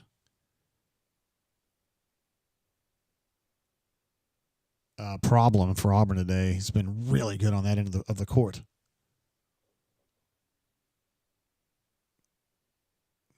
All right, somehow Auburn, I'm not exactly sure what happened there, but Dylan was being very aggressive defending the inbound pass and forced a turnover there.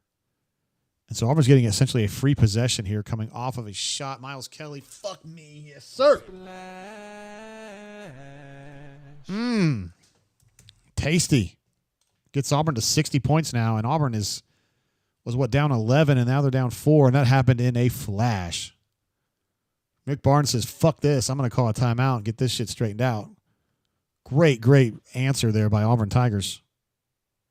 A huge situation there to get the turnover on the inbounds, and then immediately Miles gets that 3. It's such a quick thing. It's like a Steve Spurrier, get the turnover and go for the bomb kind of deal. It was a gamble, I think. It was not a great quality shot from Miles, but he kind of likes shots like that. And so Auburn has turned this thing around in a hurry. 8-0 run in the last 1 minute, and they have hit 3 of their last 3 field goals. That would probably be 100%. Let me go ahead and get some basic numbers up here for you guys so we can refresh those stats. Huge turnaround for Auburn here. I said it was going to take something special to put your foot in the dirt and just literally pull this game back. And they appear to be in the process of doing that. I don't know that they're going to win it, but they're definitely – Tennessee's not going to coast in this bitch.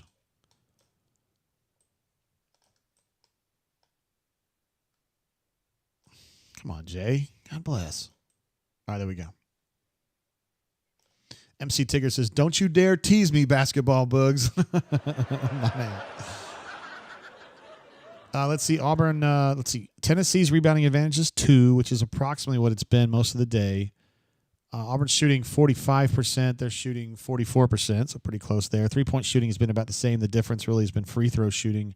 They're plus 13 points at the line, which, again, is to their credit. That's not a Patch Adams problem. They've been driving. And I think Auburn's also been kind of foul-prone on defense, just silly fouls. Defending in space and just kind of grabbing or lunging. Auburn needs to tighten up on that. The big issue right now would be Miles Kelly with 4 fouls. He's playing right now. They're going to need him. He's just going to have to modify the way that he plays defense. Oh, and they just forced another turnover. They walled off Zakai, and he kind of panicked. I wasn't expecting to see the resistance there as he hit the free throw line. Ditched it to Milicic, and he just lost it out of bounds. It was an off-kilter play. And if I'm being real right now, Tennessee looks rattled. They're not a team that gets rattled very much, but they just look really out of sorts right now. And it's now Auburn that's on the front foot. Let's see if they can kind of consummate what they've accomplished on defense here with the bucket. Tennessee going to provide some backdoor. Milicic is there to help on the. Oh, Janai. He's heating up.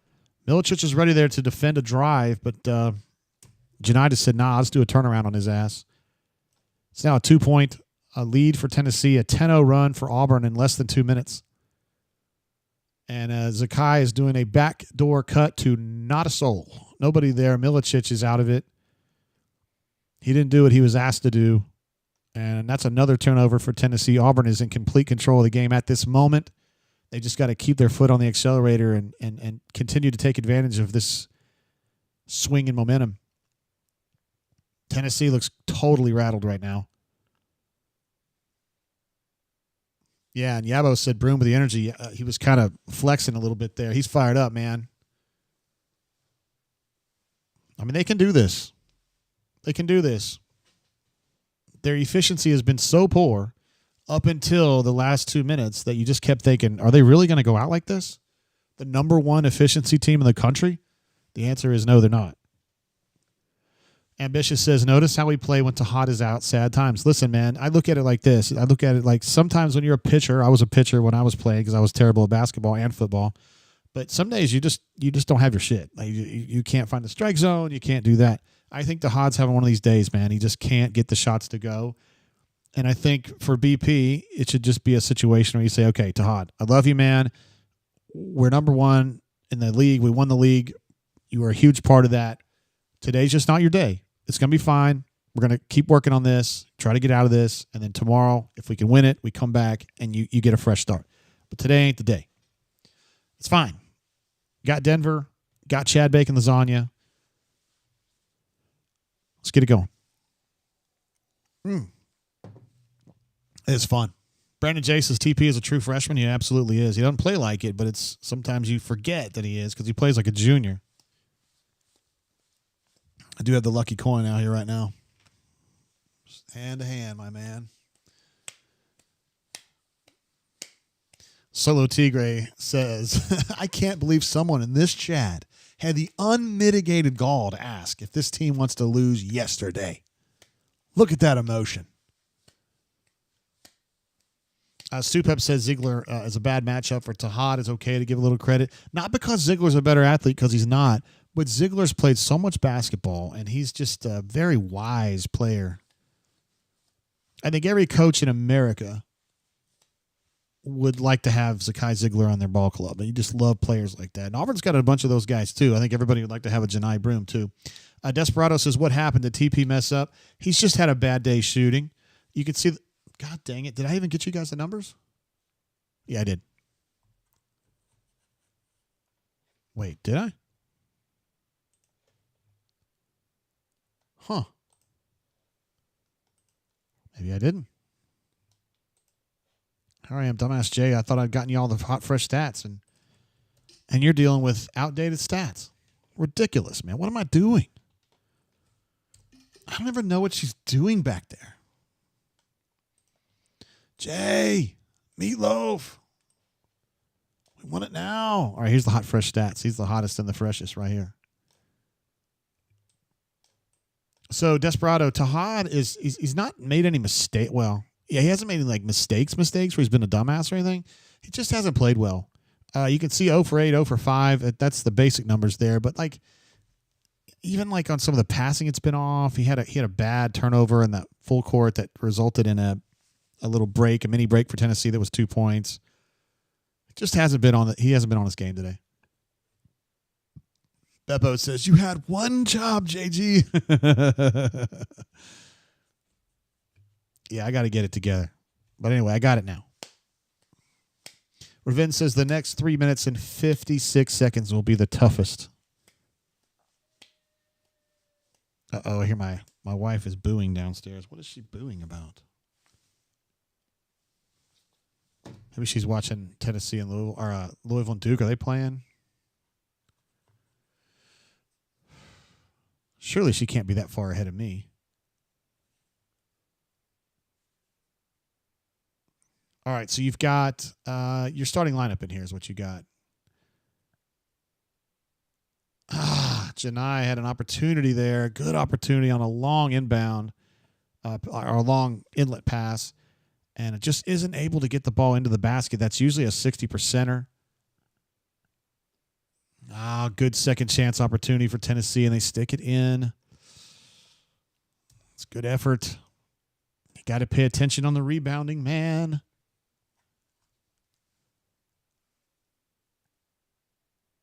Wow, Tennessee getting really aggressive on the double teams.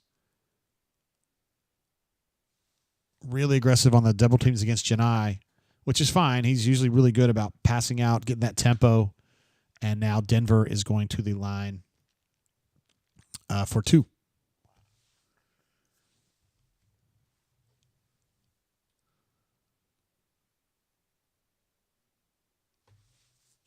He knew he got number 12 on the wrong shoe, so to speak. He knew number 12 was going the wrong direction when he entered the lane and tried to get over against his left side, and then just couldn't get. Okpara, I guess, was hanging in that backside ready to swat his ass.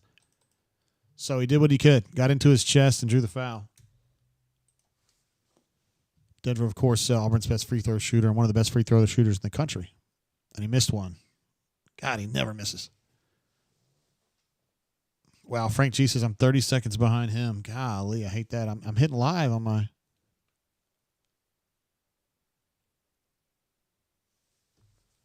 Okay, here we go. I think I sped up even though I was live. I got Auburn with the ball now. Oh, man, a really nice rhythm shot from Miles Kelly. And he just couldn't hit it. That would have been an equalizer had he been able to hit that bad boy.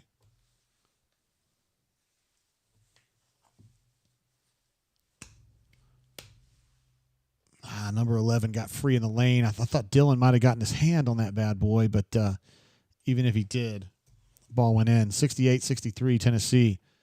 Great response from Tennessee at this point. They've done a nice job. Incredibly aggressive double teaming on Janai. Another wide open three that, in this case, Denver misses. So Miles had a relatively good quality three he missed. And then Denver just had a wide open in rhythm three that he missed. So it's just tough right there. The shot quality was there, but the points are not.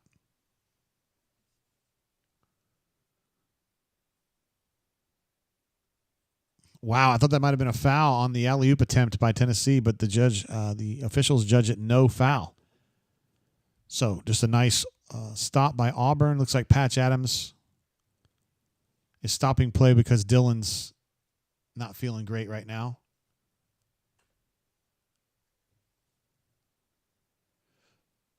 Not sure what's wrong with him. Looks like his left knee or left leg, maybe not serious.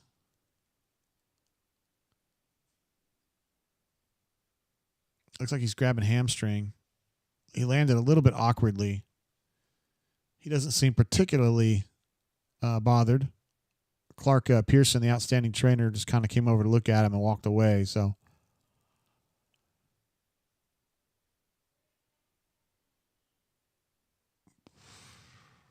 Chad going to be the trigger man on this possession here with 1:22 to go. Oh, nice. Kissed it off the glass and in. Gets Auburn within a bucket now at 65 points. I've been saying for about 10 minutes, 15 minutes of this game, I thought Tennessee would score 70 points today, and it looks like that's about what they're going to score. And if Auburn can't score 70, I mean, that's what it's going to come down to. Great patience from Janai right there. On the defensive end, Chad is grabbing his right knee, and he doesn't look very happy. They're going to stop play. Looks like he's kind of getting up a little bit. Chad likes to go down on the ground quite a bit. Clark is a lot of times kind of slow to get over to Chad because they kind of know how he is. It looks like Chad's walking okay now. Not okay, but he's up. Look at Janai being such a patient defender there and not getting in a foul situation. 34, who's been a menace all day on the boards, was trying to get that tip in, and he just couldn't quite get it figured out. Chad's going to have to play right now, or else it's going to be Semo. They're not going to go to Kai right now. They're not going to go to Kai in this situation, considering he hasn't played in this game.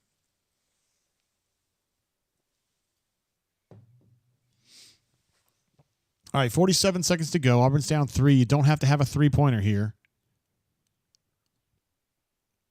But I think it would be to Auburn's advantage to get a 2, quickly, if they could.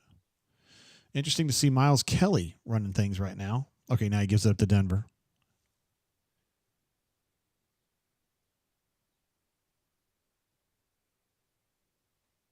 Oh, my God. Janai missed the shot, and he got the second chance opportunity, and he couldn't tip it in, but they're going to call a foul on 34.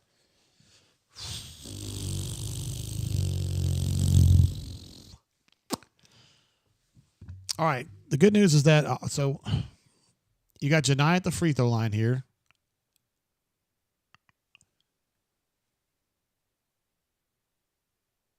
And you think Janai is going to be able to get that tip in. He's right at the rim. And if he had gotten the tip in, that could have been an and one, I think. But he didn't get it. He's going to go to the line for 2. That means that their number 34 is fouled out, which normally would be great news, but there's only 30 seconds left in this game. He's been the best rebounder in the game, in my opinion. 34 has. If I was Tennessee, I would not be happy with that foul call, honestly.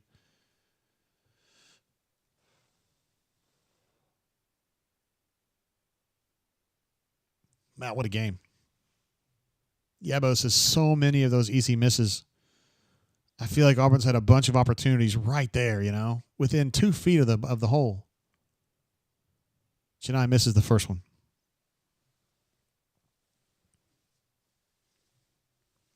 Janai misses the first one. Still got 30 seconds left in the game here.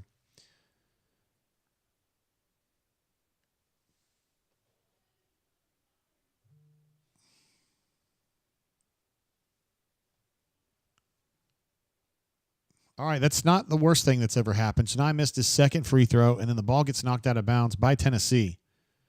So it's going to be Auburn ball underneath with 28 seconds to go. I mean, this is salvageable. You just kind of wish Janai had been able to hit both of those free throws and get it down to a 1-point game, and now you've got something to kind of work with. Although in a general sense, I like Auburn with an out-of-bounds underneath play. Oh, hold the phone. That's actually going to be off Auburn, I think. I think that ball's off Chaney.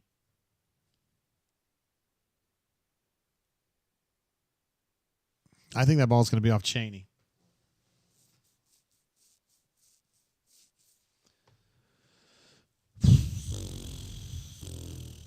Damn. Those are some big misses from Janai, to be honest.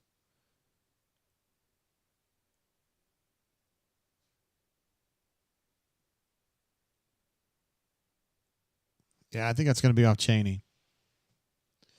Let's see. Desperado wants to know Janai's free throw percentage numbers. I'm happy to get those for you. Janai, I don't even want to say this. You're going to be mad, but he's 5 of 12 at the line today. 5 of 12 in a 3-point game. Auburn is 13 of 22 from the line today, 59%. Tennessee is 23 of 25, 92%. Auburn, the rebounding advantage has slipped away. Tennessee is +6 in rebounding. Auburn is +6 in attempts and shot attempts, which is good.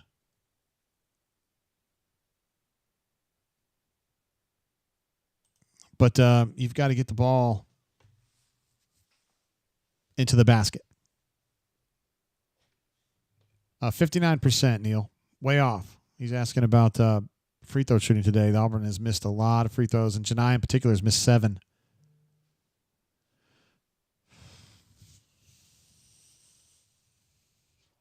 Seven free throws missed today by Janai.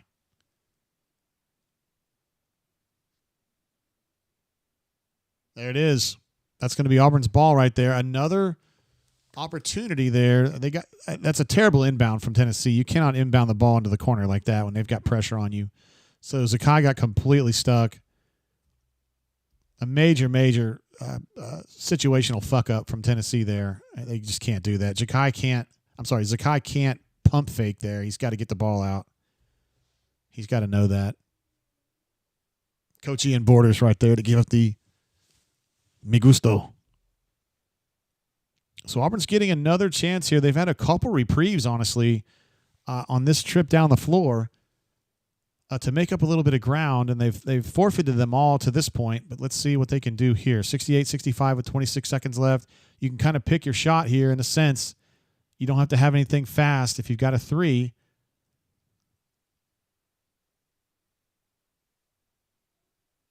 Oh, God, Chad, please fucking hit this. That's going off Tennessee again. Another reprieve for Auburn.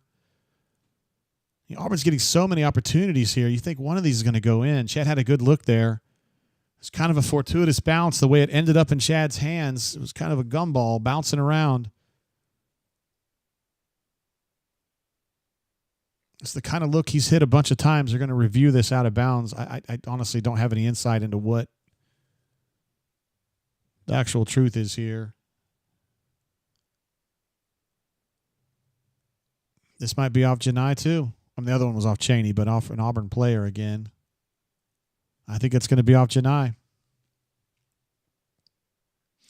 Look, man, I mean, it sucks that ball went off Janai and then Tennessee's going to get the ball, but Auburn's had way too many opportunities on this trip down the floor. I bet they've had 4 chances to score and have not gotten shit. Like, come on. It's almost like comical how many opportunities they've had in this one trip down the floor and can't get a point.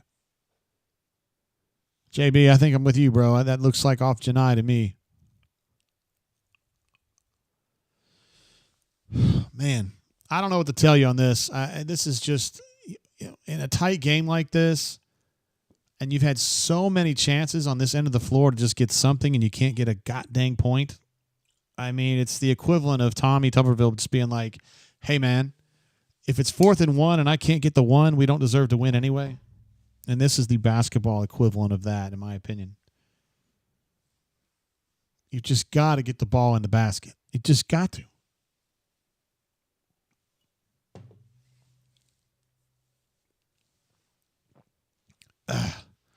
Let's see. Terrence says, forget that, JGT. Just make your effing free throws. No, I mean, obviously. I mean, that goes without saying. Free throws are just so binary, It's like, you get up there and you hit them or you don't. And you can't really say, hey, Janai, hit more free throws, Like, he's trying. It's the same shot from the same spot over and over again, I like this inbound paradigm from Tennessee where you line them up like wideouts. I like that. I'm going to say you can't. It's illegal, but it's an interesting idea, but they've stepped in bounds now.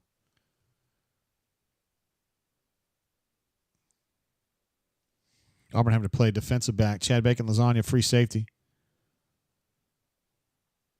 They seem confused, Auburn does, about how they're going to defend this. I don't think I've seen this before. Oh, they just use that as a...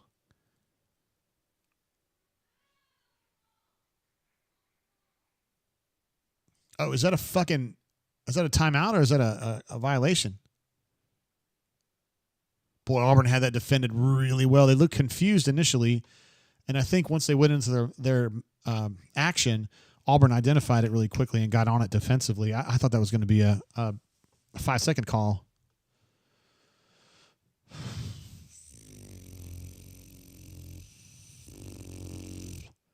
Biscayne Bay Tiger, my man, the biggest Auburn hater that ever lived on the bunker. Says guard play is kind of important in March. He's not wrong on that, though.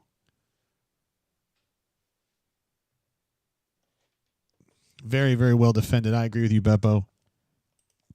Particularly considering the way that it started, because I felt like Chad was confused about what he was going to do there.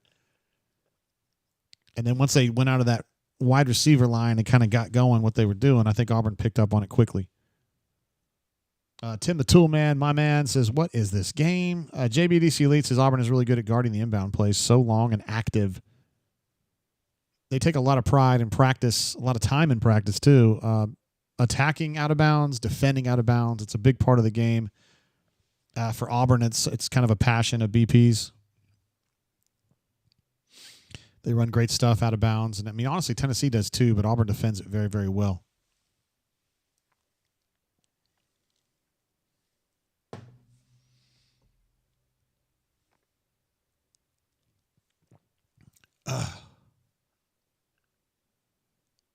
Oh, man, it was a very, very dangerous inbounds pass, but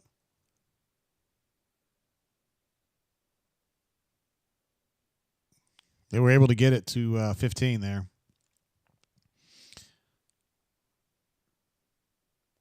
Bro, get up. You're fine. Peerless Price laughs at you. Dante Stallworth laughs at you. Says, bro, I take harder hits than that in flag football, bro. Of course, it's Chad going to the face, right?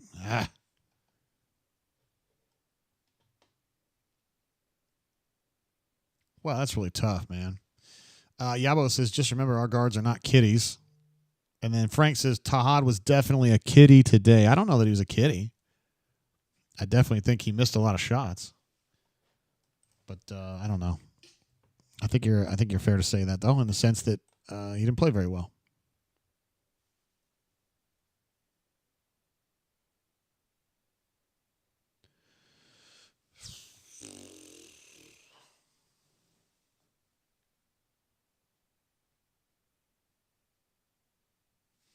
Damn, guys.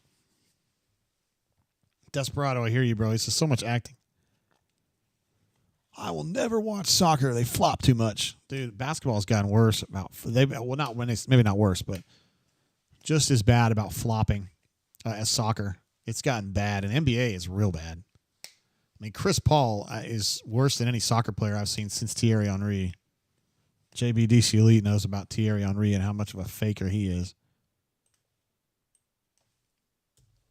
That is for show. 69 points now for Tennessee. I said they were going to score 70.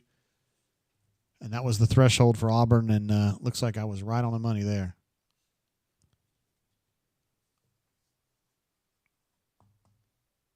Desperado, fair point. He says, Tahad has been great all year. He's been such an important peripheral part of the things that Auburn's been doing. You know, I mean, it's been Janai's team, and Denver too, but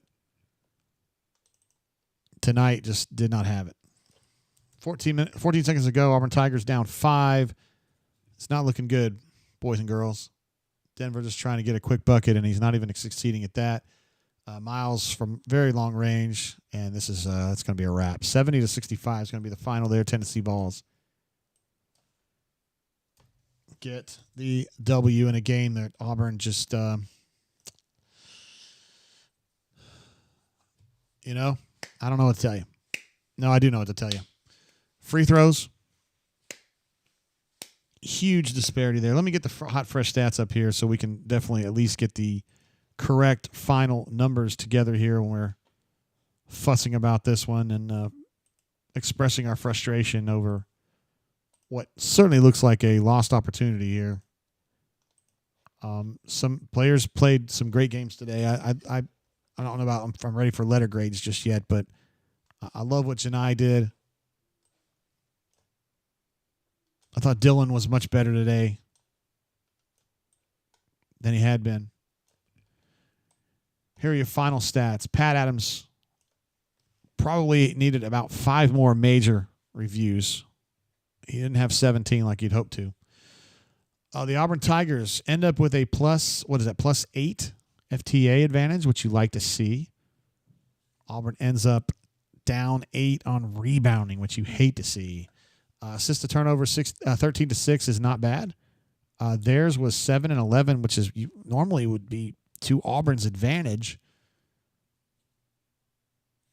Oh, stoop up. There's no chance. Auburn's going to be the number 1 overall seed. They're going to be in the South. I can damn near guarantee that to you.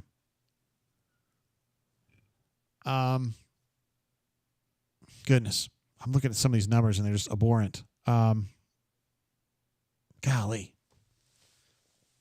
Second chance opportunities. Auburn ends up going +1 on that. Points off turnovers. Auburn's +5. Bench points, 25-3. 3 bench points for the Auburn Tigers is incredibly low for what Auburn does, right?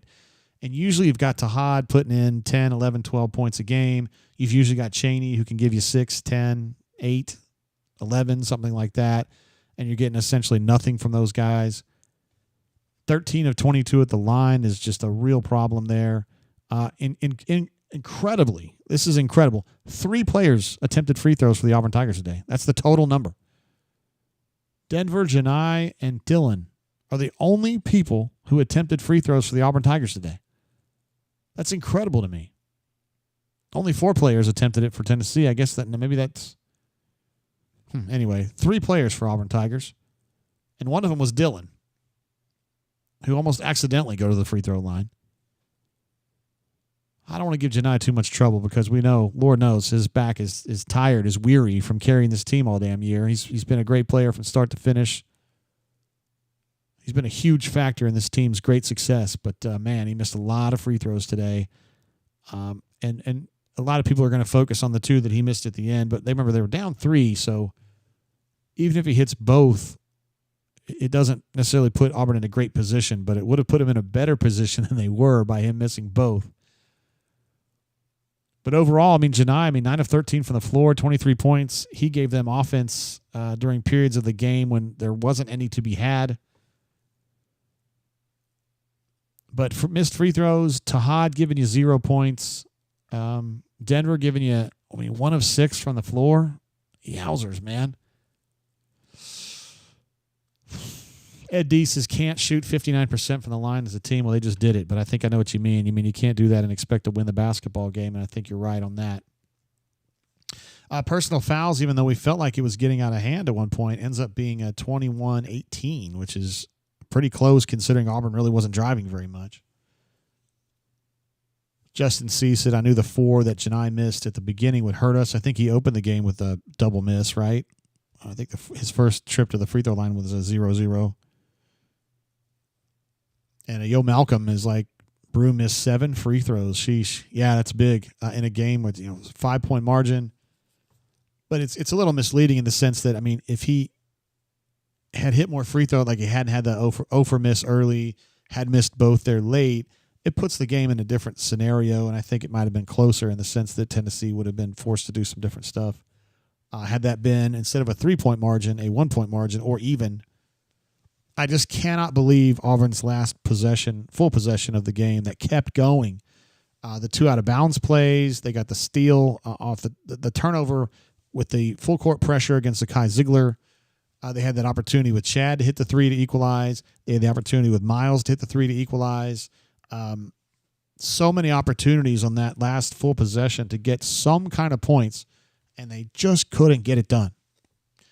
And at the end of the day, we could talk about free throw misses, and that's a completely legitimate point. But 65 points scored from the most efficient attack in all of college basketball is not enough. And they only scored, I think Auburn scored 55-ish to beat Tennessee last time. I just want to make sure I get that right. The score in Neville Arena was 53-51 was what Auburn won in Neville. That's not enough points to beat Tennessee most of the time, and 65 was not enough today. Let's see what we're talking about in here. Somebody is echoing something that Real Deal said. Terrible shooting. We don't make Sweet 16 with these numbers, boys. Come on now. Everybody's always in a rush to be the first one to naysay something. I mean, they shot 42% from the floor. Tennessee shot 43% from the floor, so that ain't too bad. 29% from three. They shot 27% from three, so that's about even. But the free throws, that was not even. 93% versus 59%. Big difference. Yo Malcolm is lobbying for Tahad to get an F, and I think I'd probably have to agree with you. Let's see, Chip's grades are slipping away in the chat because it's popping so fast, but I will go back here and say Janai B+. Yeah, hard to give Janai an A with the missed free throws, even though I think he did some other things on the court that were A+ worthy. Denver C-, fair. Chad C, fair. Chaney D+, I think that's being nice. Simo, I just didn't think he had much of an effect today. Miles C+. Defensively, yes. Foul trouble kept him at bay a little bit defensively. 13 points for Miles Kelly on 5 of 11. Only 2 rebounds. I always push for him to get 5. 2 assists, no turnovers is good. 2 steals. So, yeah, I think I agree with you on that decision. Dylan B, just eye test, yes. Tahad F-. Turtle B, I wish we could see more Turtle. I feel like there's room for him to play more. He had another 4-minuter. He played parts of 2 different shifts today, and I thought he made an effort. I thought he made an impact on the game, but I didn't play in the second half. Free throws, complete failure. Paint defense, F. Points in the paint, 28 points each for Tennessee and Auburn. Yo Malcolm says Chaney got 1 rebound, LMAO. How about Dylan yesterday, Yo Malcolm? He had 0 rebounds. Dylan played 19 minutes yesterday and had 0 rebounds. Today he played 27 minutes and got 5. That's a whole hell of a lot better. 7 points and 5 rebounds for Dylan. Yabo with a true statement here. Ziegler outplayed all of our guards. I thought he was tremendous today. Zakai Ziegler was a big part of this. Chaz Lanier, I didn't really notice him that much, but 12 points, and some of those were pretty big. Jordan Gainey, their backup point guard or backup 2 guard, whatever, combo guard. He was big today. Played great, and I thought that Opara with the 9 rebounds, including 7 defensive rebounds, that was big time. Solo says, time for Baby Tigre to have a bath before the storm rolls in. I'll be listening, ready to see our draw tomorrow and see the first 2 victims on our way to Atlanta for a quest in another Final Four piece. Good luck with that, my man. Everybody, you in particular, I know where you're at in a general sense. You stay safe out there, my man. D. Lucky said something earlier. People in here acting like we played in the school of the blind, like playing that Tennessee is terrible. That was a hell of a basketball game. Next time we see a team that good will be 3 weekends from now. I hate losing, but damn, perspective. I think that's fair. I do think Tennessee is a Final Four caliber ball club. And, look at this. Michigan State, did they lose to Wisconsin Badgers? I just said earlier, I was like, Wisconsin not worried.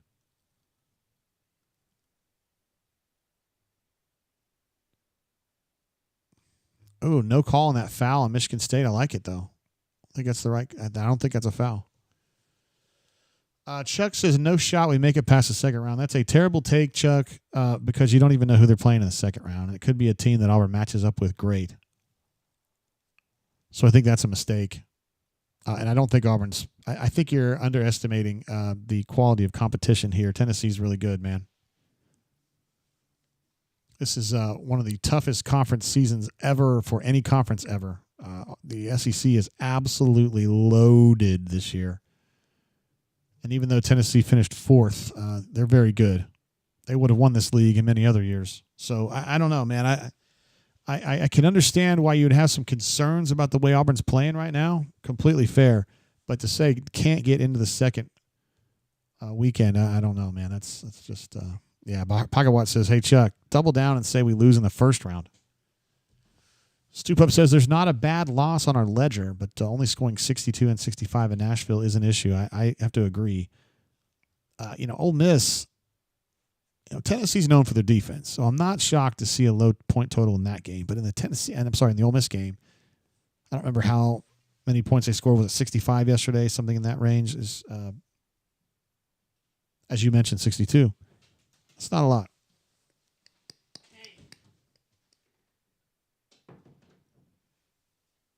What does it smell like in here? I didn't fart in here. Auburn took a big dump. Are you gonna get on the horn, or are you gonna get on? No. We're gonna go to the dipping point. Who's we? 3 of us. Oh, okay. Administrative assistant is a disappointment in that one. Chip says Florida with a win today deserves a 1 seed in the NCAA tournament. I agree. I think they're playing great basketball right now. I'm curious to see how they handle Alabama, and of course we know who will be pulling for in that one. Stoop Up says it was the missing of all the open looks that is worrisome. Also, Cleveland Brown wants to know, did we lose our top seed? I say absolutely not. I think Auburn's done enough to hold on to that number 1 seed. They did get the win against Ole Miss to show that they're not completely in the tank. And again, I mean, it's at Texas A&M, who plays really well at home, and they were pissed in that game. Lost to Alabama, who's a Final Four quality team, and you lose to Tennessee, who's a Final Four quality team. So, you lost by 1 bucket to Alabama, and you lost by some missed free throws to Tennessee. I don't know. Auburn's right there. And I still believe Auburn's one of the best teams in the country, but I do wonder a little bit about how the losses will affect them mentally, right? Like, now you're going to go into the NCAA tournament having lost 3 or 4. Brandon says 0 for 3 again today for Auburn sports. Wait, the baseball team lost? I thought they were doing well. No.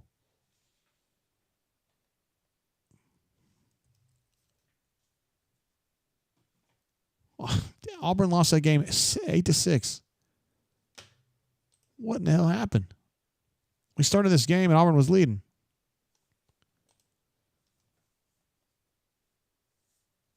Oh, Cam Tilley got in there and got beat up pretty bad. 1 2/3 innings pitched, 3 earnies.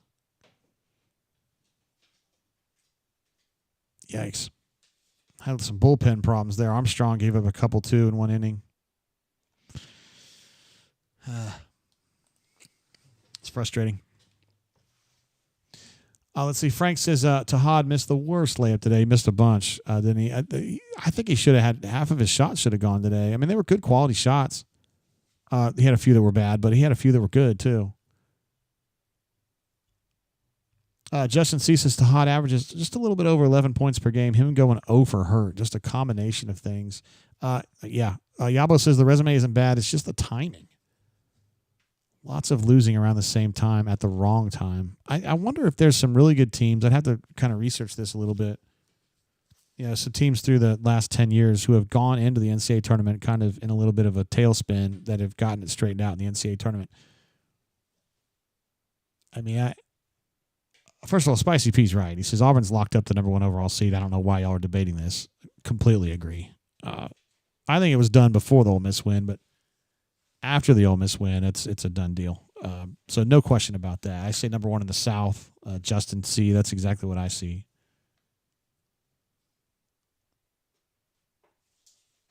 But even if Auburn isn't the overall number 1, which I definitely think they will be, they're going to be the number 1 seed in the South. They're going to play in Rupp, and that's just the way it's going to be, I think. So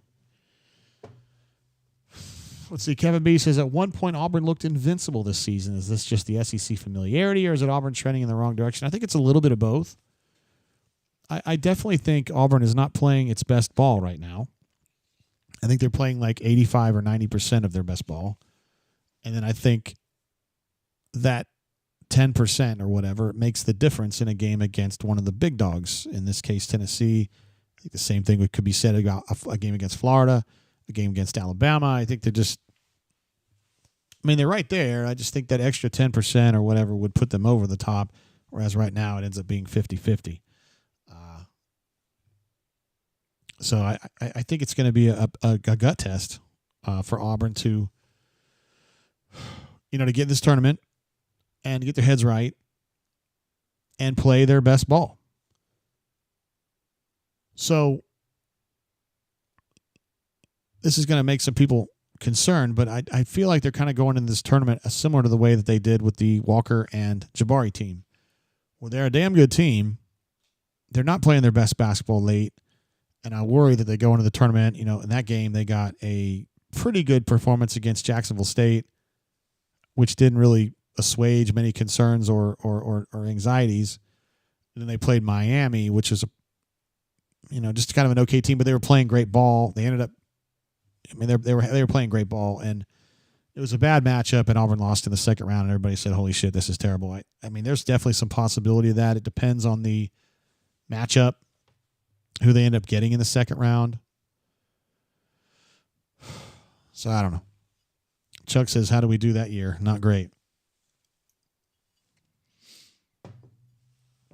But there's probably other teams, and I can't say that I pay a lot of attention. Like in years where Auburn's not good, I don't really pay attention to the tournament as much. There probably are teams that have kind of sputtered into the tournament and then played great. Like teams that were good and then sputtered into the tournament and then played great. I don't know. But we got to be honest about it. Guys, we got to be honest with each other here. They're not playing great basketball right now. They're not playing terrible. I think they're playing just okay basketball for them, and that should be enough in the first couple rounds. But after that, you're going to have to play better. And they've got every opportunity to play better. And someone asked me here just a second ago, Nick A. asked me, would I take this team over the Jabari and Kessler team? I would, because you've got more guys here that you can lean on. Denver you can lean on. Janai you can lean on. Miles you can lean on sometimes. Chaney you can lean on once in a blue moon. And Tahad a lot of times you can lean on. Today, not so much, but other games, yes. Back then, it was like, you know how Wen was. It was like live or die. You never know. Walker was good, but he's still kind of a peripheral guy. He's a great guy on defense, but attacking-wise. And then Jabari, I always felt like he was underwhelming on the attacking end. Like I knew he had it in him because you could see him. You knew he was going to play in the NBA. You knew he was a freak athlete and very skilled. But like he didn't take over a lot of games. Jabari didn't. So I would take this one. I know that Denver can take over a game. I know Janai can take over a game. He's done it like 15 or 20 times this year. And I know Chad Bacon-Lasagna, when he's got his head right, can take over games. And hopefully, as he gets spaced out further from his ejection against Alabama, I think he's going to, as that becomes an old story to him in his head, because he feels like he let his team down there. Now you're 2 games out from that. You play this round of this 16 seed team and you beat their ass or whatever. Now you're 3 games out. I think he can get in a good headspace and be more of the Chad Baker-Mazara that we know and love, that we expect, like the swashbuckler that he was 2 or 3 weeks ago. Chip says he would agree with me on that. This team is more rounded, but they are slipping a little bit. And it's hard for me to argue against Chip on that because look at the performance. I know Tennessee's good. Alabama's good. I don't think Auburn should be giving up 90 points to Alabama at home. I don't think they should be doing that.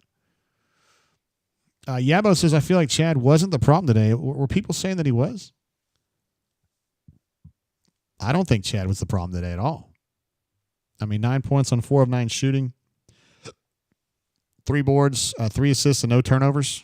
And no, he was definitely not the problem today. Spicy P, little bit of an assumption here. The good thing is we get 2 get-right games after this. You definitely get 1. I don't know about 2, brother. Depending on who that 8 seed or 9 seed is that you got to face in the second round, that could be somebody pretty good. It just depends. Somebody was trying to tell me earlier, I think it was Terrence, that he had seen Gonzaga listed as an 8 seed. Now, they're number 9 in KenPom. Like, they should be a 4 seed or 5 seed at the worst. But as an 8 or a 9 lurking team, you could be looking at somebody like Marquette, Baylor, Oregon, UConn, Creighton, Ohio State, which Auburn beat that ass, like a UC San Diego, although they probably end up being like a 10. The New Mexico Lobos, coached by Richard Pitino, one of Courtney's favorite young coaches in the country. Yeah, that's not a get-right game, my man. That's a game where you lock in and play your fucking game and try to win. You know what I mean? That's how I see it anyway. It just depends, though. It depends on the matchup. My man Travis, what's up, bro? Travis loves being here with us when he's not working. He's a working man. There's no doubt about that. He says, JG, guard play matters. Can't believe Tahad had 0. Free throws matter. We finally get good calls, and Broom's got to capitalize. Unleash Jakai and Chaney. Oh, unleash Jakai. Chaney, where are you? I love that the people are still hanging on the Jakai Howard thing. I think that party's over, my man. I think he's going to have to go to Creighton or somewhere and be the next Trey Alexander. That is my concern. I think the ship has sailed. The wagon has rolled down the Oregon Trail here. Is what I think. But let's see. Biscayne Bay, who hates Auburn more than anybody I know, is ragging on Auburn for having no true point guard one, which is actually a very fair criticism. It's supposed to be J.P. Pegues, who's just like completely not a factor at all. So it would be sweet had he been good, but they're kind of making it work with like de facto point guards, right? Tahad's really kind of a combo slasher. Denver's really a two rhythm shooter, and Chad Bacon Lasagna is, I mean, he's still kind of a shooting guard, but yeah, he's definitely not a true PG1. So the point is still there. Real Deal says we have peaked. JG, tell me I'm wrong. I want to see us get our swagger back. I want to argue you, but I don't know that I can. The truth of the matter is there's always another game. I mean, this situation for Auburn anyway, there's another game. You got at least another game. And, watching them practice last week, I liked their spirit, I liked their attitude, and I thought they were in a good headspace. But watching them play, right, I mean, the Ole Miss game I thought was a little more of a grind than it should have been or could have been. And in this game, I actually told Courtney before the game, her and my daughter, I said, I thought they were going to lose the game. I said that during lunch today. I didn't want to tell you guys that because I don't want you to be mad at me, but I thought they were going to lose. And it was for some of the reasons we've talked about. I just didn't think that they were playing their best basketball. So in that sense, Real Deal, I have concerns that they have peaked already. But I'm not, it's silly for me to sit here as somebody that, has been writing about sports this long. I know, Real Deal, you've been an Auburn fan for a while, although for a lot of that time, Auburn was in a wasteland basketball-wise. But things can turn around. The 2019 team turned around a little bit. Of course, they won that tournament in Nashville to go into the NCAAs with a full head of steam. But you remember, they barely got out of that New Mexico State game. So I don't know. I try to look at each season as its own story. And when Auburn is at its peak, when Auburn's playing great basketball, they're the best team in the country. But they haven't been doing it lately. And I'm not sure that we have seen them play great basketball since, was it the Ole Miss game in Neville Arena? No, they played great basketball at Kentucky. And they dog-walked Kentucky, let's be real about it. So, I mean, that's only 5 games ago. Or 5 or 4 games ago, however you want to look at it. But the Texas A&M game was forgettable, to say the least. The Alabama game was defensively just, come on, man. You gave up 93 points. The Ole Miss game was fine. It was just a grind, but not their best basketball. And then today was not their best basketball either. So, March 1st.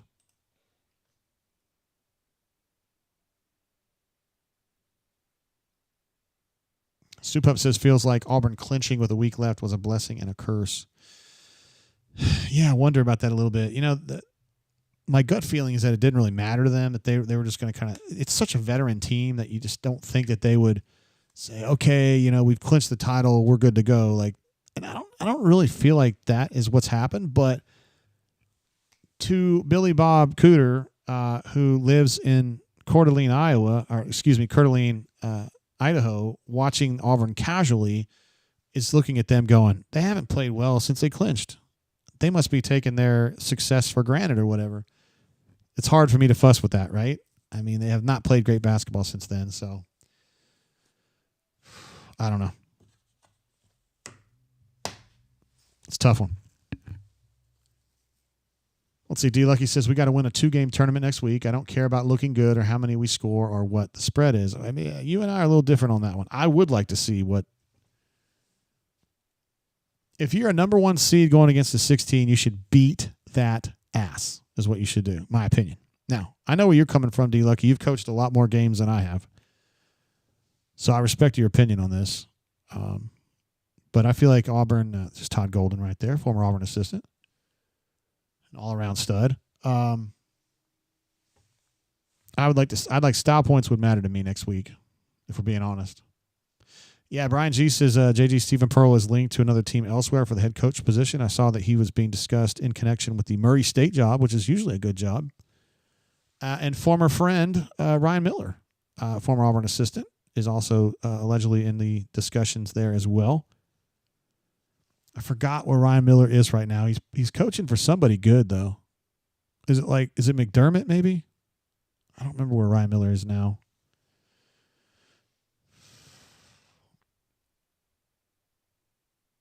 So I would like to see Auburn. For me, style points would matter. Also, let me give credit to Dan Schulman and Jay Billis. I'm not the world's biggest fan of these two, but I want to say this. It's tough to do that entire Auburn game, and then you got to turn around 25 minutes later and do this Florida-Alabama game.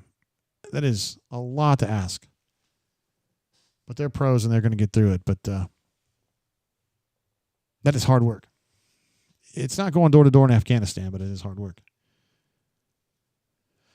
Let's see. Sam says, I'm late. I've never played basketball in my life. I think I could shoot a better free throw percentage than Broom. Can I get paid millions? Come on, Sam.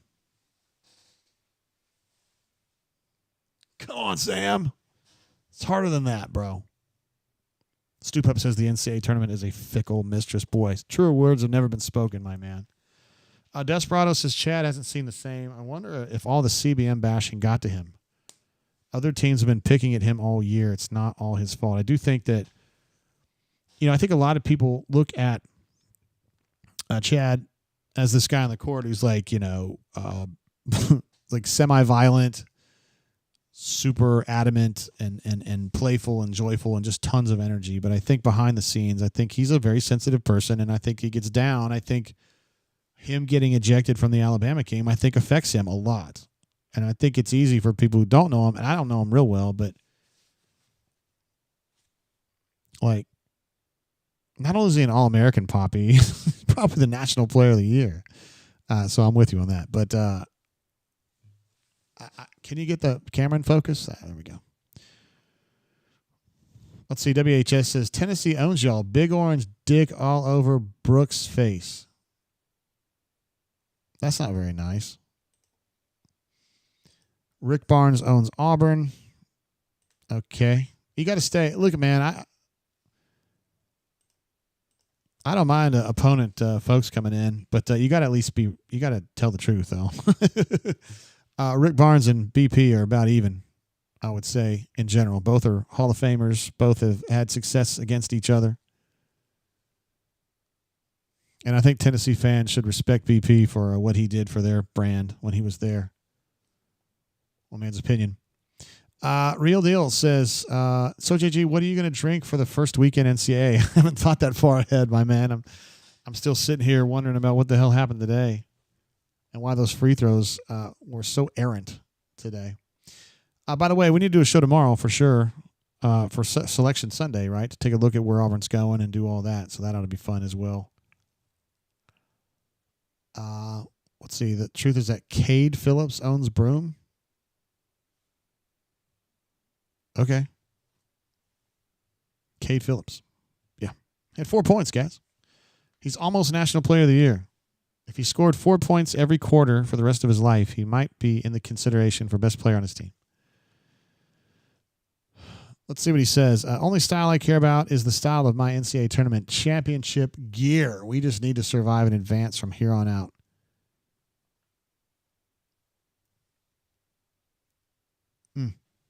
Interesting. Ephesians says, Phillips gave up how many today? A bunch. I think he's just teasing, though. That'd be basically like saying Scotty Pullman or no, that's not Scotty. Abe Smith owns you today. Like, I don't know. Abe probably didn't do a lot of that. Well, what else we got to discuss here, y'all? Let's see. G. Curry says it's in Auburn's best interest that UT wins the SEC, right? Yeah, I think so, considering the options. Well, certainly not Alabama. I'd like to see Florida and Tennessee go at it in the final. That'd be good. All right. Well, again, I'm very patient with opposing fans that want to say stuff in the chat because usually they're pretty cool or funny. But if they want to be miserable, that's a pretty easy thing to deal with right there. Ephesians asks, well, how many did Broom have? Yeah, not too many. Only 23. But he didn't shoot well from the floor. He was 9 of 13. Desperado says, what's our injury report? Don't really know of any significant injuries. I would like to get an update on Dylan, who came out of the game late with what looked like a hamstring. But Clark the trainer, didn't stay with him very long. Just kind of let him be on the bench. So I don't know if that's just because it was late or what was going on. But I don't think anything else aside from that. I mean, Chad continued to play after that. I think we're going to probably bounce, folks. We'll probably be doing phones chip tomorrow for the selection. We'll try to get some reaction from BMAT and B Stoltz and probably not Caleb, but maybe we might even get Daniel on here and see what we think about that. Maybe we'll see if the main man, Mr. J. Head, would be interested in hanging out with us a little bit tomorrow to talk. I'm sure he would. He loves the show.